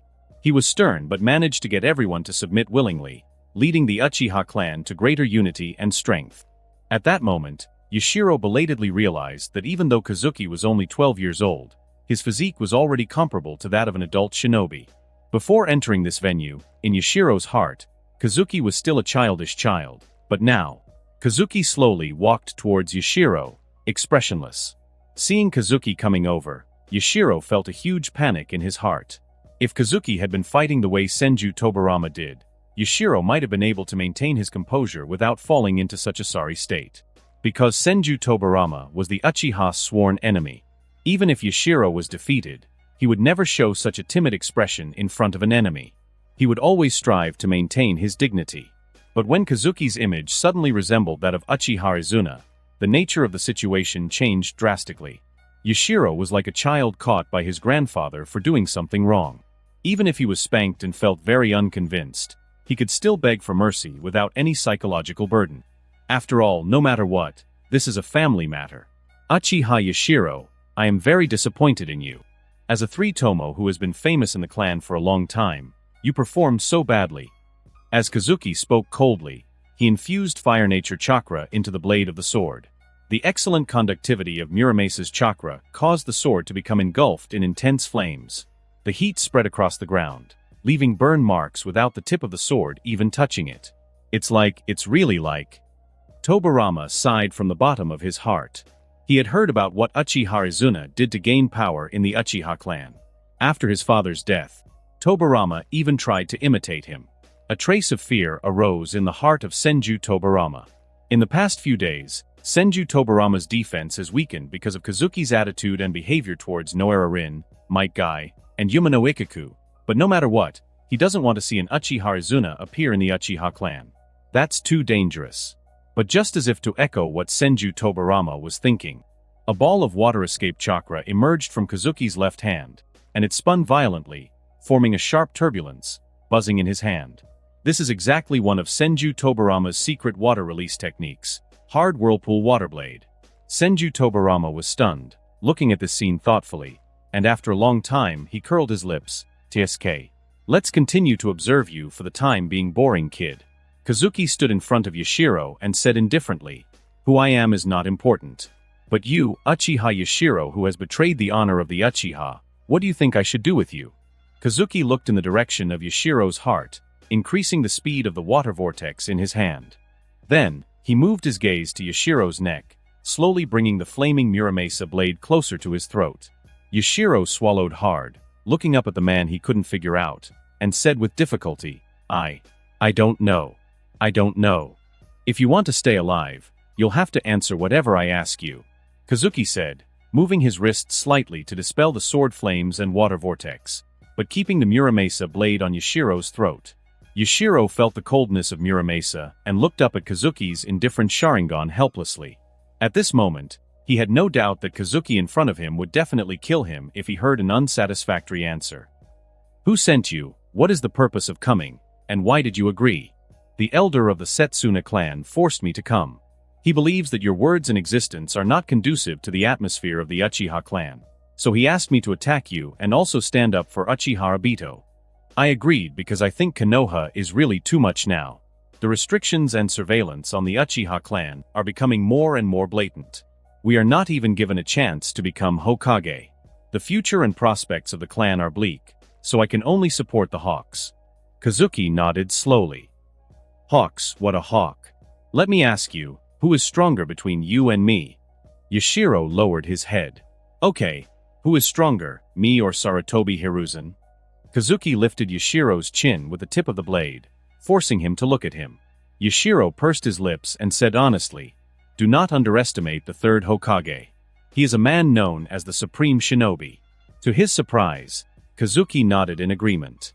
Okay, who is stronger, me or Shimura Danzo, Jiraiya, Orochimaru, Tsunade Hatake Sakumo, Uzumaki Mito? Yashiro was silent. The people Kazuki mentioned were all long-established shinobi in Konoha, and there was even one person that even the most extreme Uchiha was unwilling to mention. Is Kazuki very strong? Very strong. But it's not enough. So, I ask you again, within the Uchiha clan, who is stronger than those 7? You say you support the Hawks. What do you support them with? Your puny 3-tomo Sharingan. Kazuki sighed and looked at Yashiro with a mix of disappointment and regret. Yashiro was silent. His mood was like sinking into an iceberg, cold from the inside out, and he could not even feel the pain in his body for the time being. It was a very strange feeling. Before Kazuki questioned him today, Yashiro did not realize that the gap between the two sides was so obvious that it was ridiculous. Nowadays, although the Uchiha clan still had some 3-tomo Sharingan, most of the clan members, due to the second Hokage's policy on the Konoha police force, lacked actual combat training, putting their true power into question. In the 1,000-year history of the Uchiha clan, it seems that only now has there been a period when a pair of Mangekyo Sharingan did not exist. To put it bluntly, it is really a bit embarrassing. 3-tomo, no matter how powerful the pupil power is, it is only 3-tomo. What can the Hawks of the Uchiha clan do to go head-on with Konoha? Relying on passion? Yashiro's tears flowed slowly, not knowing whether it was for himself or for the Uchiha clan. Kazuki, who was still a little angry, saw this really funny scene and couldn't help laughing. Uchiha Yashiro, you are so old, why are you still crying? The Uchiha clan is over. I am ashamed of my grandfather, my ancestors. Yashiro's tears seemed to burst, and with the sadness of being beaten by Kazuki today, mixed with a deep worry about the clan, he cried bitterly, aggrieved like a 30-year-old child. Stupid. Kazuki shook his head slowly. Even if it's Sarutobi Hiruzen, can he beat those people I said combined? You still don't understand the basic principles of Konoha's operation. If you want to change the status of the Uchiha clan, it's very simple. Either you have the power like Uchiha Madara, sweep away all the monsters with an absolute posture, and reach the top of the ninja world.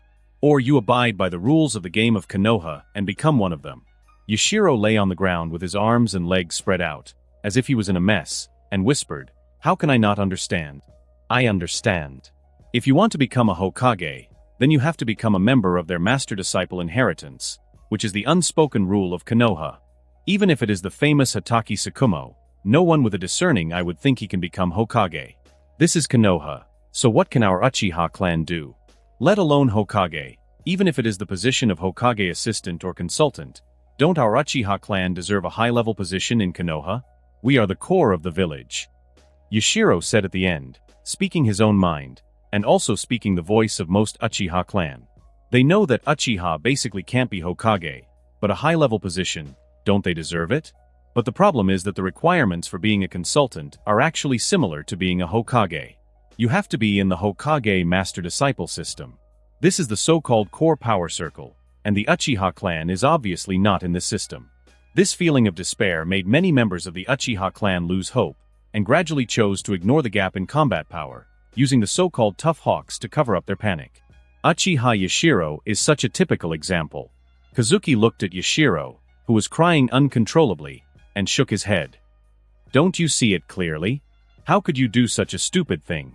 "It is precisely because I see it clearly that I have to do this." Yashiro replied crying, his voice twitching. "You still don't understand. The reason you are desperate is that the Uchiha clan has no members included in the Hokage master-disciple system. If I hadn't appeared before, you would have some reason to think so. But now that I'm here, do you think I will get this opportunity?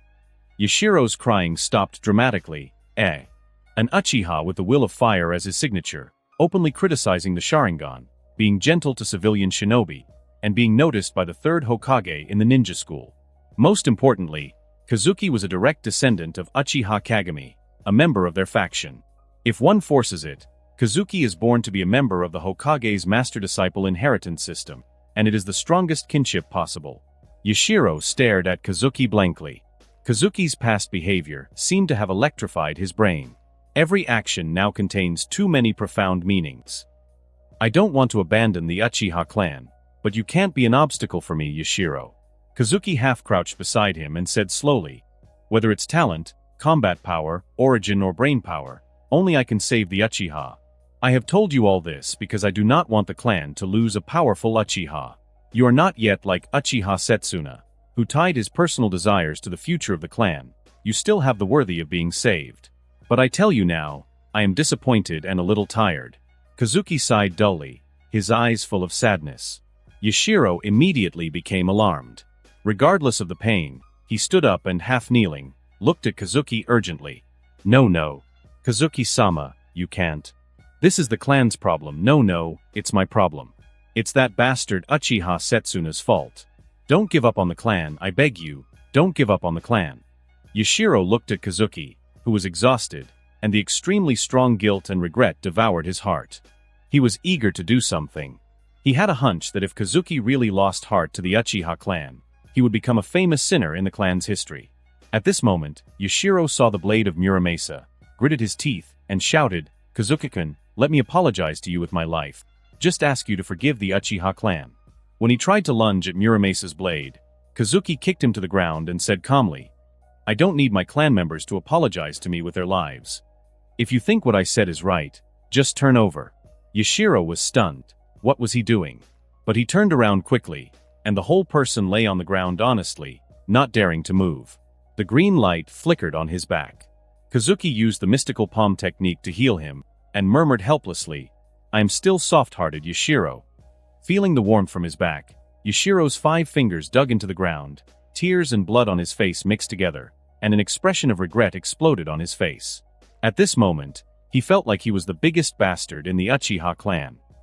Kazuki-kun, will this be too unfair to you? Yashiro looked at Kazuki with respect. His face was hesitant, and there was even a hint of heartache. It's nothing, just change into new clothes and go. All this is for the Uchiha clan. Kazuki stuffed the clothes that Shursui brought into the hands of Yashiro and patted his shoulder vigorously.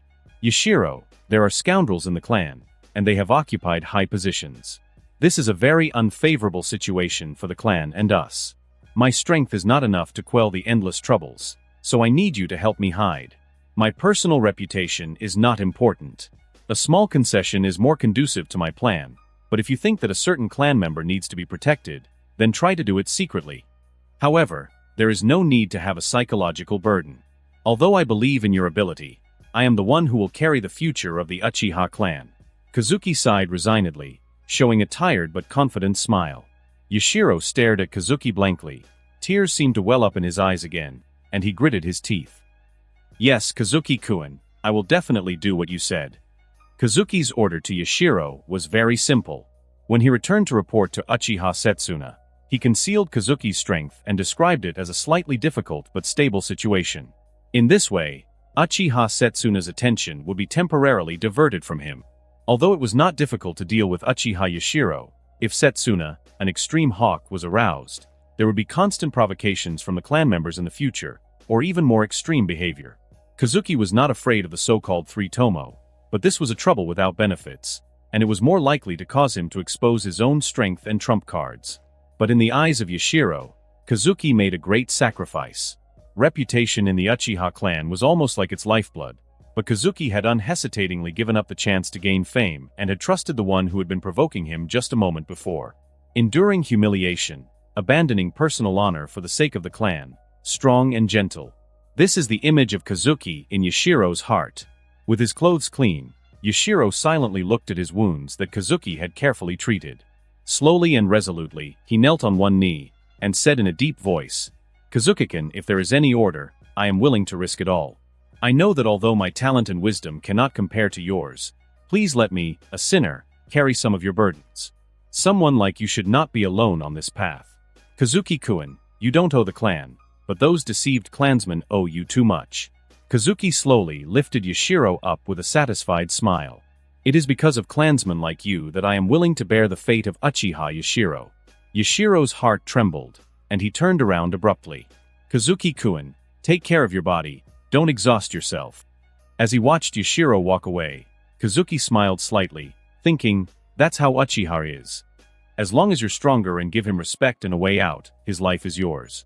Although he is only a 3-tomo, he can become a piece within the radical members to spy on their movements. Yashiro seems to have some talent. Perhaps in the future he can be a good force. Kazuki thought about the information Yashiro had just said and narrowed his eyes. Uchiha Setsuna, this old antique who was once played by Tobirama, why did he jump out again? What did Uchiha Fugaku think? That he actually let a waste like him take power? I remember that Uchiha Fugaku at this time should still have hope for Konoha, and he shouldn't want me to get close to the Hokage. But he didn't stop me. Is he hesitating about his attitude towards Konoha at this moment? After thinking for a while, Kazuki laughed dumbly and gave up trying to figure out the idea of Uchiha Fugaku, the clan leader. Throughout the 1,000-year history of the Uchiha shinobi world, he is probably the only Uchiha who has opened the Mangekyo but never used Susanoo. In terms of cowardice and hesitation, Kazuki is willing to call him the strongest. Normal people cannot understand the operation of a mentally ill person. After all, this is an abstract character who can send his son to be brainwashed, make the clan a mess, and finally make up his mind to seize power by force and commit suicide. To understand his thoughts, one would probably first need to lower one's own IQ. Kazuki shook his head and then asked, "Tobirama, how did I perform? Give me an evaluation." "That's all. The ability to win people's favor reminds me of a bastard I killed." Tobirama snorted coldly. "Kid, I don't mind you being determined to get close to Monkey. Everyone has their own demands. Kagami, Danzo, and Monkey were all the same as you. I'm surprised that you didn't block my perception." Kazuki didn't pick up the conversation. "Putting aside other things, Tobirama, you are such a stingy person.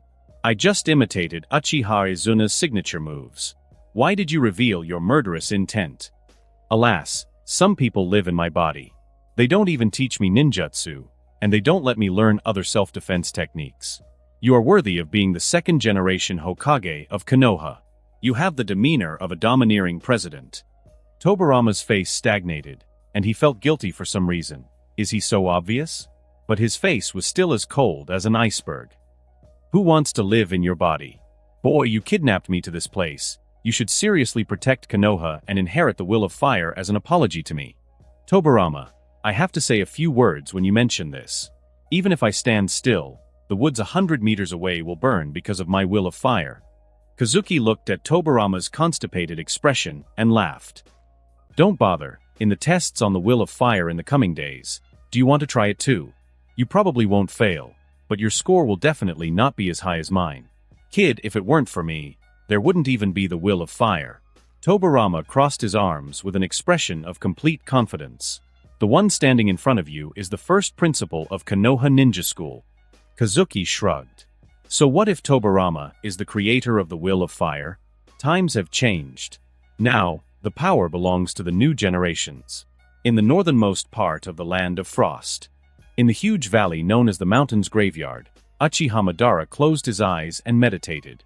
With the ability of countless white Zetsu to transform and the ability to stalk the land at will, although Uchiha Madara never comes out of hiding, he has information about all parts of the shinobi world.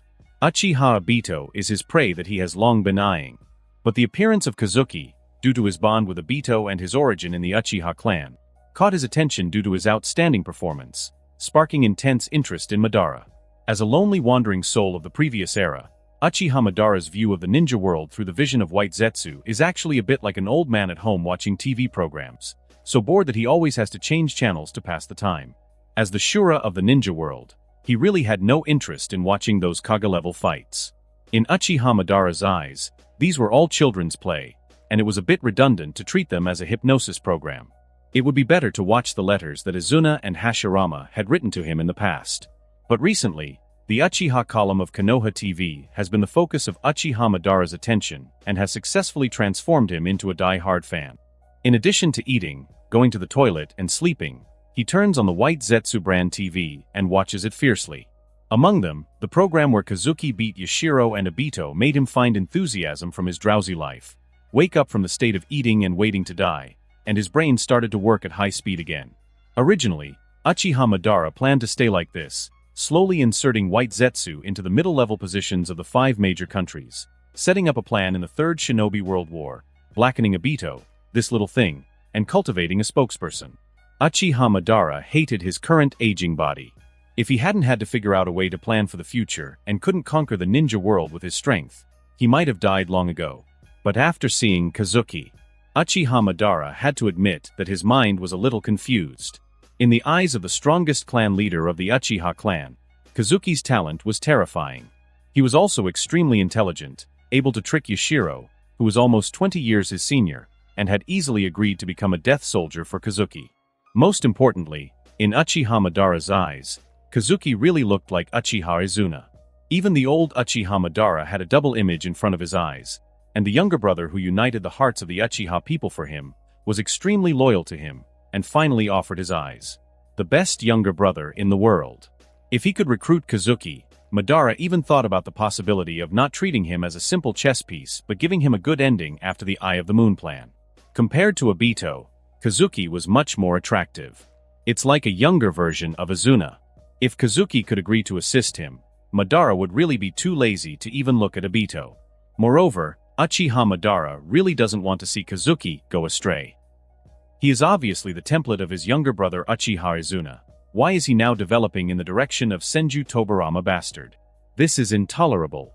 Evil Senju Tobirama, what a disgusting guy. Uchiha Madara cursed unreasonably, and his expression gradually became solemn as he thought. This matter is not that simple. If it were to turn Obito into a corrupted Uchiha, Madara would find the process extremely boring. Tricking an idiot with an extreme personality and hidden darkness was no difficulty. But, in his heart, Kazuki is a person similar to Uchiha Izuna. Uchiha Madara was recalling, from childhood to adulthood, had he successfully deceived Uchiha Izuna? The more he recalled, the sadder Uchiha Madara looked. Compared with the traditional Uchiha brothers, Uchiha Izuna, the younger brother, was actually taking care of him, the older brother. Even though he was not as powerful as him, he had always been his spiritual pillar since childhood. Uchiha Madara and Senju Hashirama, Uchiha Izuna and Senju Tobirama. Between these two pairs of brothers, while the older brothers had either cold or warm personalities, the younger brothers were strikingly similar, acting as external brains for their older siblings, advising them and fighting alongside them. Madara seemed to have some cunning and could corrupt Obito, but in reality, it was only because Obito was stupid. After losing Uchiha Izuna, he couldn't even take a clan member with him when he rebelled against the village, which shows many problems. After a long time, Uchiha Madara, who looked solemn, laughed in a low voice, full of fighting spirit and excitement. Competing with his younger brother was the most interesting thing, especially one in his child version. Madara, who had never managed to deceive Izuna in his life, felt the desire to conquer ignite within him. I must prepare for both scenarios. It is better for Obito to become a backup option.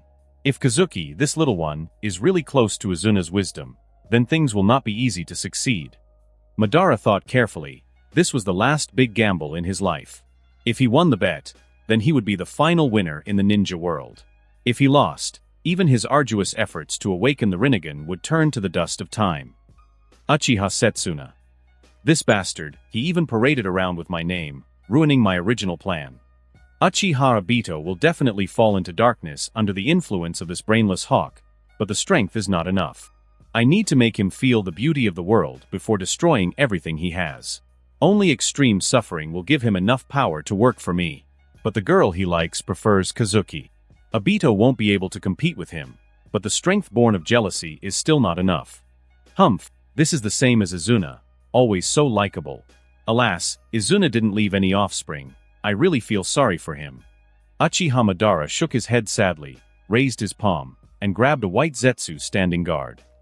"Uchiha Obito wants love, so I will create one for him." White zetsu howled. His chest was stained with inky black chakra, and he knelt on the ground. "Let me think. There is a member of the Uchiha clan named Rin, who has no ninja qualifications and is an orphan." As a loyal viewer of Uchiha TV, Uchiha Madara recalled a girl that many Uchiha clan members didn't know, and sneered, "Very good, Obito. Let me help you realize your dream of love. As for the price, it is your life." White Zetsu's appearance evolved and became Uchiha Rin's, but his originally mediocre facial features became beautiful, and there was a taste of Noara Rin between his eyebrows. Uchiha Madara waved his hand. "Go, win Uchiha Obito's heart." Then he continued to think deeply, his eyes showing the emotion of serious reflection. He was thinking about how to subdue Kazuki. Conquering a child version of his younger brother was really exciting. Hee. Uchiha Madara's low and happy laughter echoed in the valley. At the moment when Madara was immersed in his thoughts, Kazuki was abruptly awakened from his sleep, unusually disoriented, hearing an electronic sound in his mind. Uchiha Madara's strong possession intent towards the host has been detected. The target has been bound. Kazuki looked around vigilantly. When he finally made sure that the target bound by the Uchiha Madara system was not a nightmare or an illusion, he felt confused about whether he should be happy or worried. His emotions were a mess. Kazuki rubbed his face slowly, and carefully recalled his recent performance and the story between Uchiha Madara and Uchiha Obito. Calm down. Why did Uchiha Madara pay attention to me, and why did he become my target? The first possibility is that Uchiha Madara sees me as an advanced version of Uchiha Obito. Compared to his simple act of kindness in helping the elderly, my current personality is full of the will of fire. Does he think that the kindness in my mind can give birth to a deeper darkness? With Uchiha Madara's personality, he would choose a more powerful Uchiha as his spokesperson. After all, his plan is not something that an ordinary Mangekyo Uchiha can easily accomplish. Uchiha Obito, molded by the scheming of Uchiha Madara and with one-on-one training, has taken his skills in the use of the Sharingan, ocular power, and ninjutsu to the maximum. However, he can still barely imitate Uchiha Madara, which is an arduous feat. The title of Shura in the ninja world cannot be so casually supported. And who is stronger and more talented, Kazuki or Obito? This is something that everyone with a discerning eye will know. But the problem is that possession doesn't seem like the emotion Uchiha Madara should have if he wanted to corrupt him. Could it be that Uchiha Madara's thoughts when he chose Uchiha Obito were possession? This doesn't make sense. A few question marks appeared in Kazuki's mind. After a while, Kazuki narrowed his eyes and thought of an absurd but seemingly reasonable possibility, with an unusually discomposed expression. Could it be that when I beat Uchiha Yashiro, I tried to use the Uchiha clan's combat style to achieve better results, and coincidentally Uchiha Madara saw it and became interested in me? If there is a white zetsu, then the premise of this possibility is valid. At that time, Tobirama's mood was not right. From this point of view, it is likely that my posture at that time was a bit like Uchiha Izuna. If so, this so-called possessive emotion can be reasonably explained. Uchiha Madara wants to transform me into Izuna, right? The more he thought about it, the closer his guess seemed to be to the truth. Frowning. That old man who appeared uninvited and offered himself as his target was disrupting the rhythm of his plans. Although Uchiha Madara would not kill directly into Konoha, Kazuki would have to consider the existence of this person every time before doing things in the future. Regarding Uchiha Madara, who is hiding in the valley, Kazuki did not want to have direct contact with him before making sure he had enough ability to protect himself. Although this Shadow Master of the ninja world, in terms of age, is already extremely old, and the Rinnegan he awakened with great effort is no longer in his body. But the problem is, he is Uchiha Madara. After thinking for a long time, Kazuki smiled, and his heavy mood became much relieved. From another perspective, although being noticed by Uchiha Madara is a very dangerous thing, risks and opportunities coexist. If Uchiha Madara is focused on Kazuki, that also means Kazuki is focused on Uchiha Madara. If this person's emotions can be aroused, the gold coins that this strongest old man explodes are enough to greatly increase Kazuki's strength. So, how can Uchiha Madara's emotions be aroused? Kazuki narrowed his eyes slowly. The answer to this question seemed obvious. Isn't it just Uchiha Izuna? But Kazuki didn't understand much about Uchiha Izuna. He only had a few fragments of information in his memory. Thinking of this, Kazuki shouted to the Senju Tobirama in his body. "Tobirama, don't fall asleep, I need to talk to you. Little ghost, you don't sleep at night and disturb my sleep time." Senju Tobirama slowly opened his eyes and yawned helplessly. Although Senju Tobirama was in the state of soul, he still needed to rest. Kazuki was very considerate and conjured a comfortable big bed and quilt for him, so that he could sleep with a sense of ritual. "I can't sleep, tell me a story." Kazuki spread his hands and said with a smile, "Anyway, we are one. If I can't sleep, you can't sleep well." Senju Tobirama's face stagnated, and he couldn't help but admire Kazuki's cheekiness. "We are enemies. Little ghost, I am still observing you and don't agree with your will of fire." Although he thought so in his mind, Tobirama said something else. "What do you want to hear? Tell me the story of Uchiha Izuna and you." "That day, I heard Uchiha Yashiro whispering that I looked like him, but I was obviously training with you as the template. Could it be that he looks a lot like you? I remember that in the legend, you two were enemies." Kazuki sat cross-legged at the end of Tobirama's bed, ignoring his disgusted expression, and said very familiarly, "Tell me quickly, I really want to hear your and Izuna's story." "It's nonsense. How could I be like him? There's not much to tell." Tobirama subconsciously waved his hand, but was stunned for a moment, and a look of reminiscence appeared in his eyes. "It seems, maybe, possibly, probably, there is a little similarity in style and temperament. As for history, if one counts the hundreds of times they fought each other, it seems a bit. Forget it, I'll just tell you history. Uchiha Izuna, Uchiha Madara's brother, was the true leader and commander of the Uchiha clan during the Sengoku period. He was a very difficult foe to deal with, and was known as a flawless shinobi. Tobirama did not belittle him but gave a fair evaluation. "Among all the enemies I have encountered, he can be said to be the most difficult. After he opened the Mangekyo Sharingan, I was once at a disadvantage and was in a very embarrassing situation. And Uchiha Izuna's difficulty was not limited to his strength. He had a sharp mind and a cold character, but with his clan mates, he was very kind, winning the hearts of many within the Uchiha clan. Your method of attracting Uchiha Yashiro was his old trick. Talented in ninjutsu, eye techniques, taijutsu and kenjutsu, he was top class in every aspect. Since I was 9 years old, I have become his opponent. Every time we met on the battlefield, we would fight each other, until I developed the Flying Thunder God technique to deal with his Mangekyo Sharingan and seriously injured him with my own hands. I occasionally think that if he had survived at that time, I think he could see the situation clearly, then perhaps Konoha's future would be better, and Uchiha Madara would not even betray the village." Tobirama spoke of the past with a tone of nostalgia and melancholy. But then, his attitude became firm. "But in short, I am still stronger." Kazuki looked at Tobirama in admiration, like a devoted fan listening to his idol recount his exploits. "Tobirama, tell me what your first fight with him was like." "That year I was 9 years old. He was also 9 years old." Tobirama said slowly, "It was in a forest in the land of fire." "What about the second, third, fourth, fifth, and sixth times?" Kazuki asked after listening to it with interest. "Who remembers that?" "Kid, I'll tell you some details I do remember. Stop asking so many questions." Tobirama snorted coldly and slowly told the story of the past. Kazuki listened attentively, planning to try something based on his guesses. If Uchiha Madara really thought that Kazuki resembled Uchiha Izuna and that was why he bonded with him, why not make that a reality? Seeing his brother resurrected, an elder shouldn't skimp on expressing his emotions, right? And if you want to be similar to the real Uchiha Izuna, you have to start with the story of Senju Tobirama. In the ninja world, the person who knows a person best is always his enemy.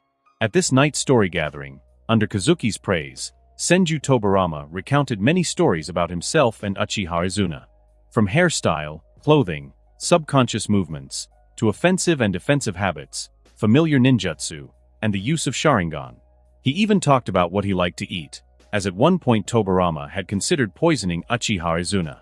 "In short, kid, although I don't like a Uchiha kid imitating my fighting style, your water release talent, seriously speaking, is not inferior to mine. So don't waste your talent learning about Uchiha Izuna. This old man's techniques are enough for you to use for a lifetime." Tobirama concluded with this warning. At present, the impression of Kazuki in Tobirama's heart is still very complicated, and it cannot be simply described as good or bad. But noticing that Kazuki was taking a similar direction to Uchiha Izuna, Tobirama took the opportunity to firmly highlight his own abilities. From Tobirama's point of view, no matter what Kazuki's true position or thoughts were, it would be preferable to have an Uchiha Tobirama in Konoha rather than an Uchiha Izuna. After listening to stories all night, Kazuki finally noticed something. Senju Tobirama and Uchiha Izuna were incredibly similar. These two people are almost cut from the same mold, except for their different looks. If they exchanged souls and origins, there would not be the slightest sense of incongruity. Their personalities would be identical. At this moment, Kazuki also came to a conclusion. Kazuki, who fought against Uchiha Yashiro in the form of Senju Tobirama, when his fighting method changed from water release to fire release combined with kenjutsu, then he would look like Uchiha Izuna. If Uchiha Madara were to see that, it would be understandable for the old man to be excited about it. I understand, Tobirama.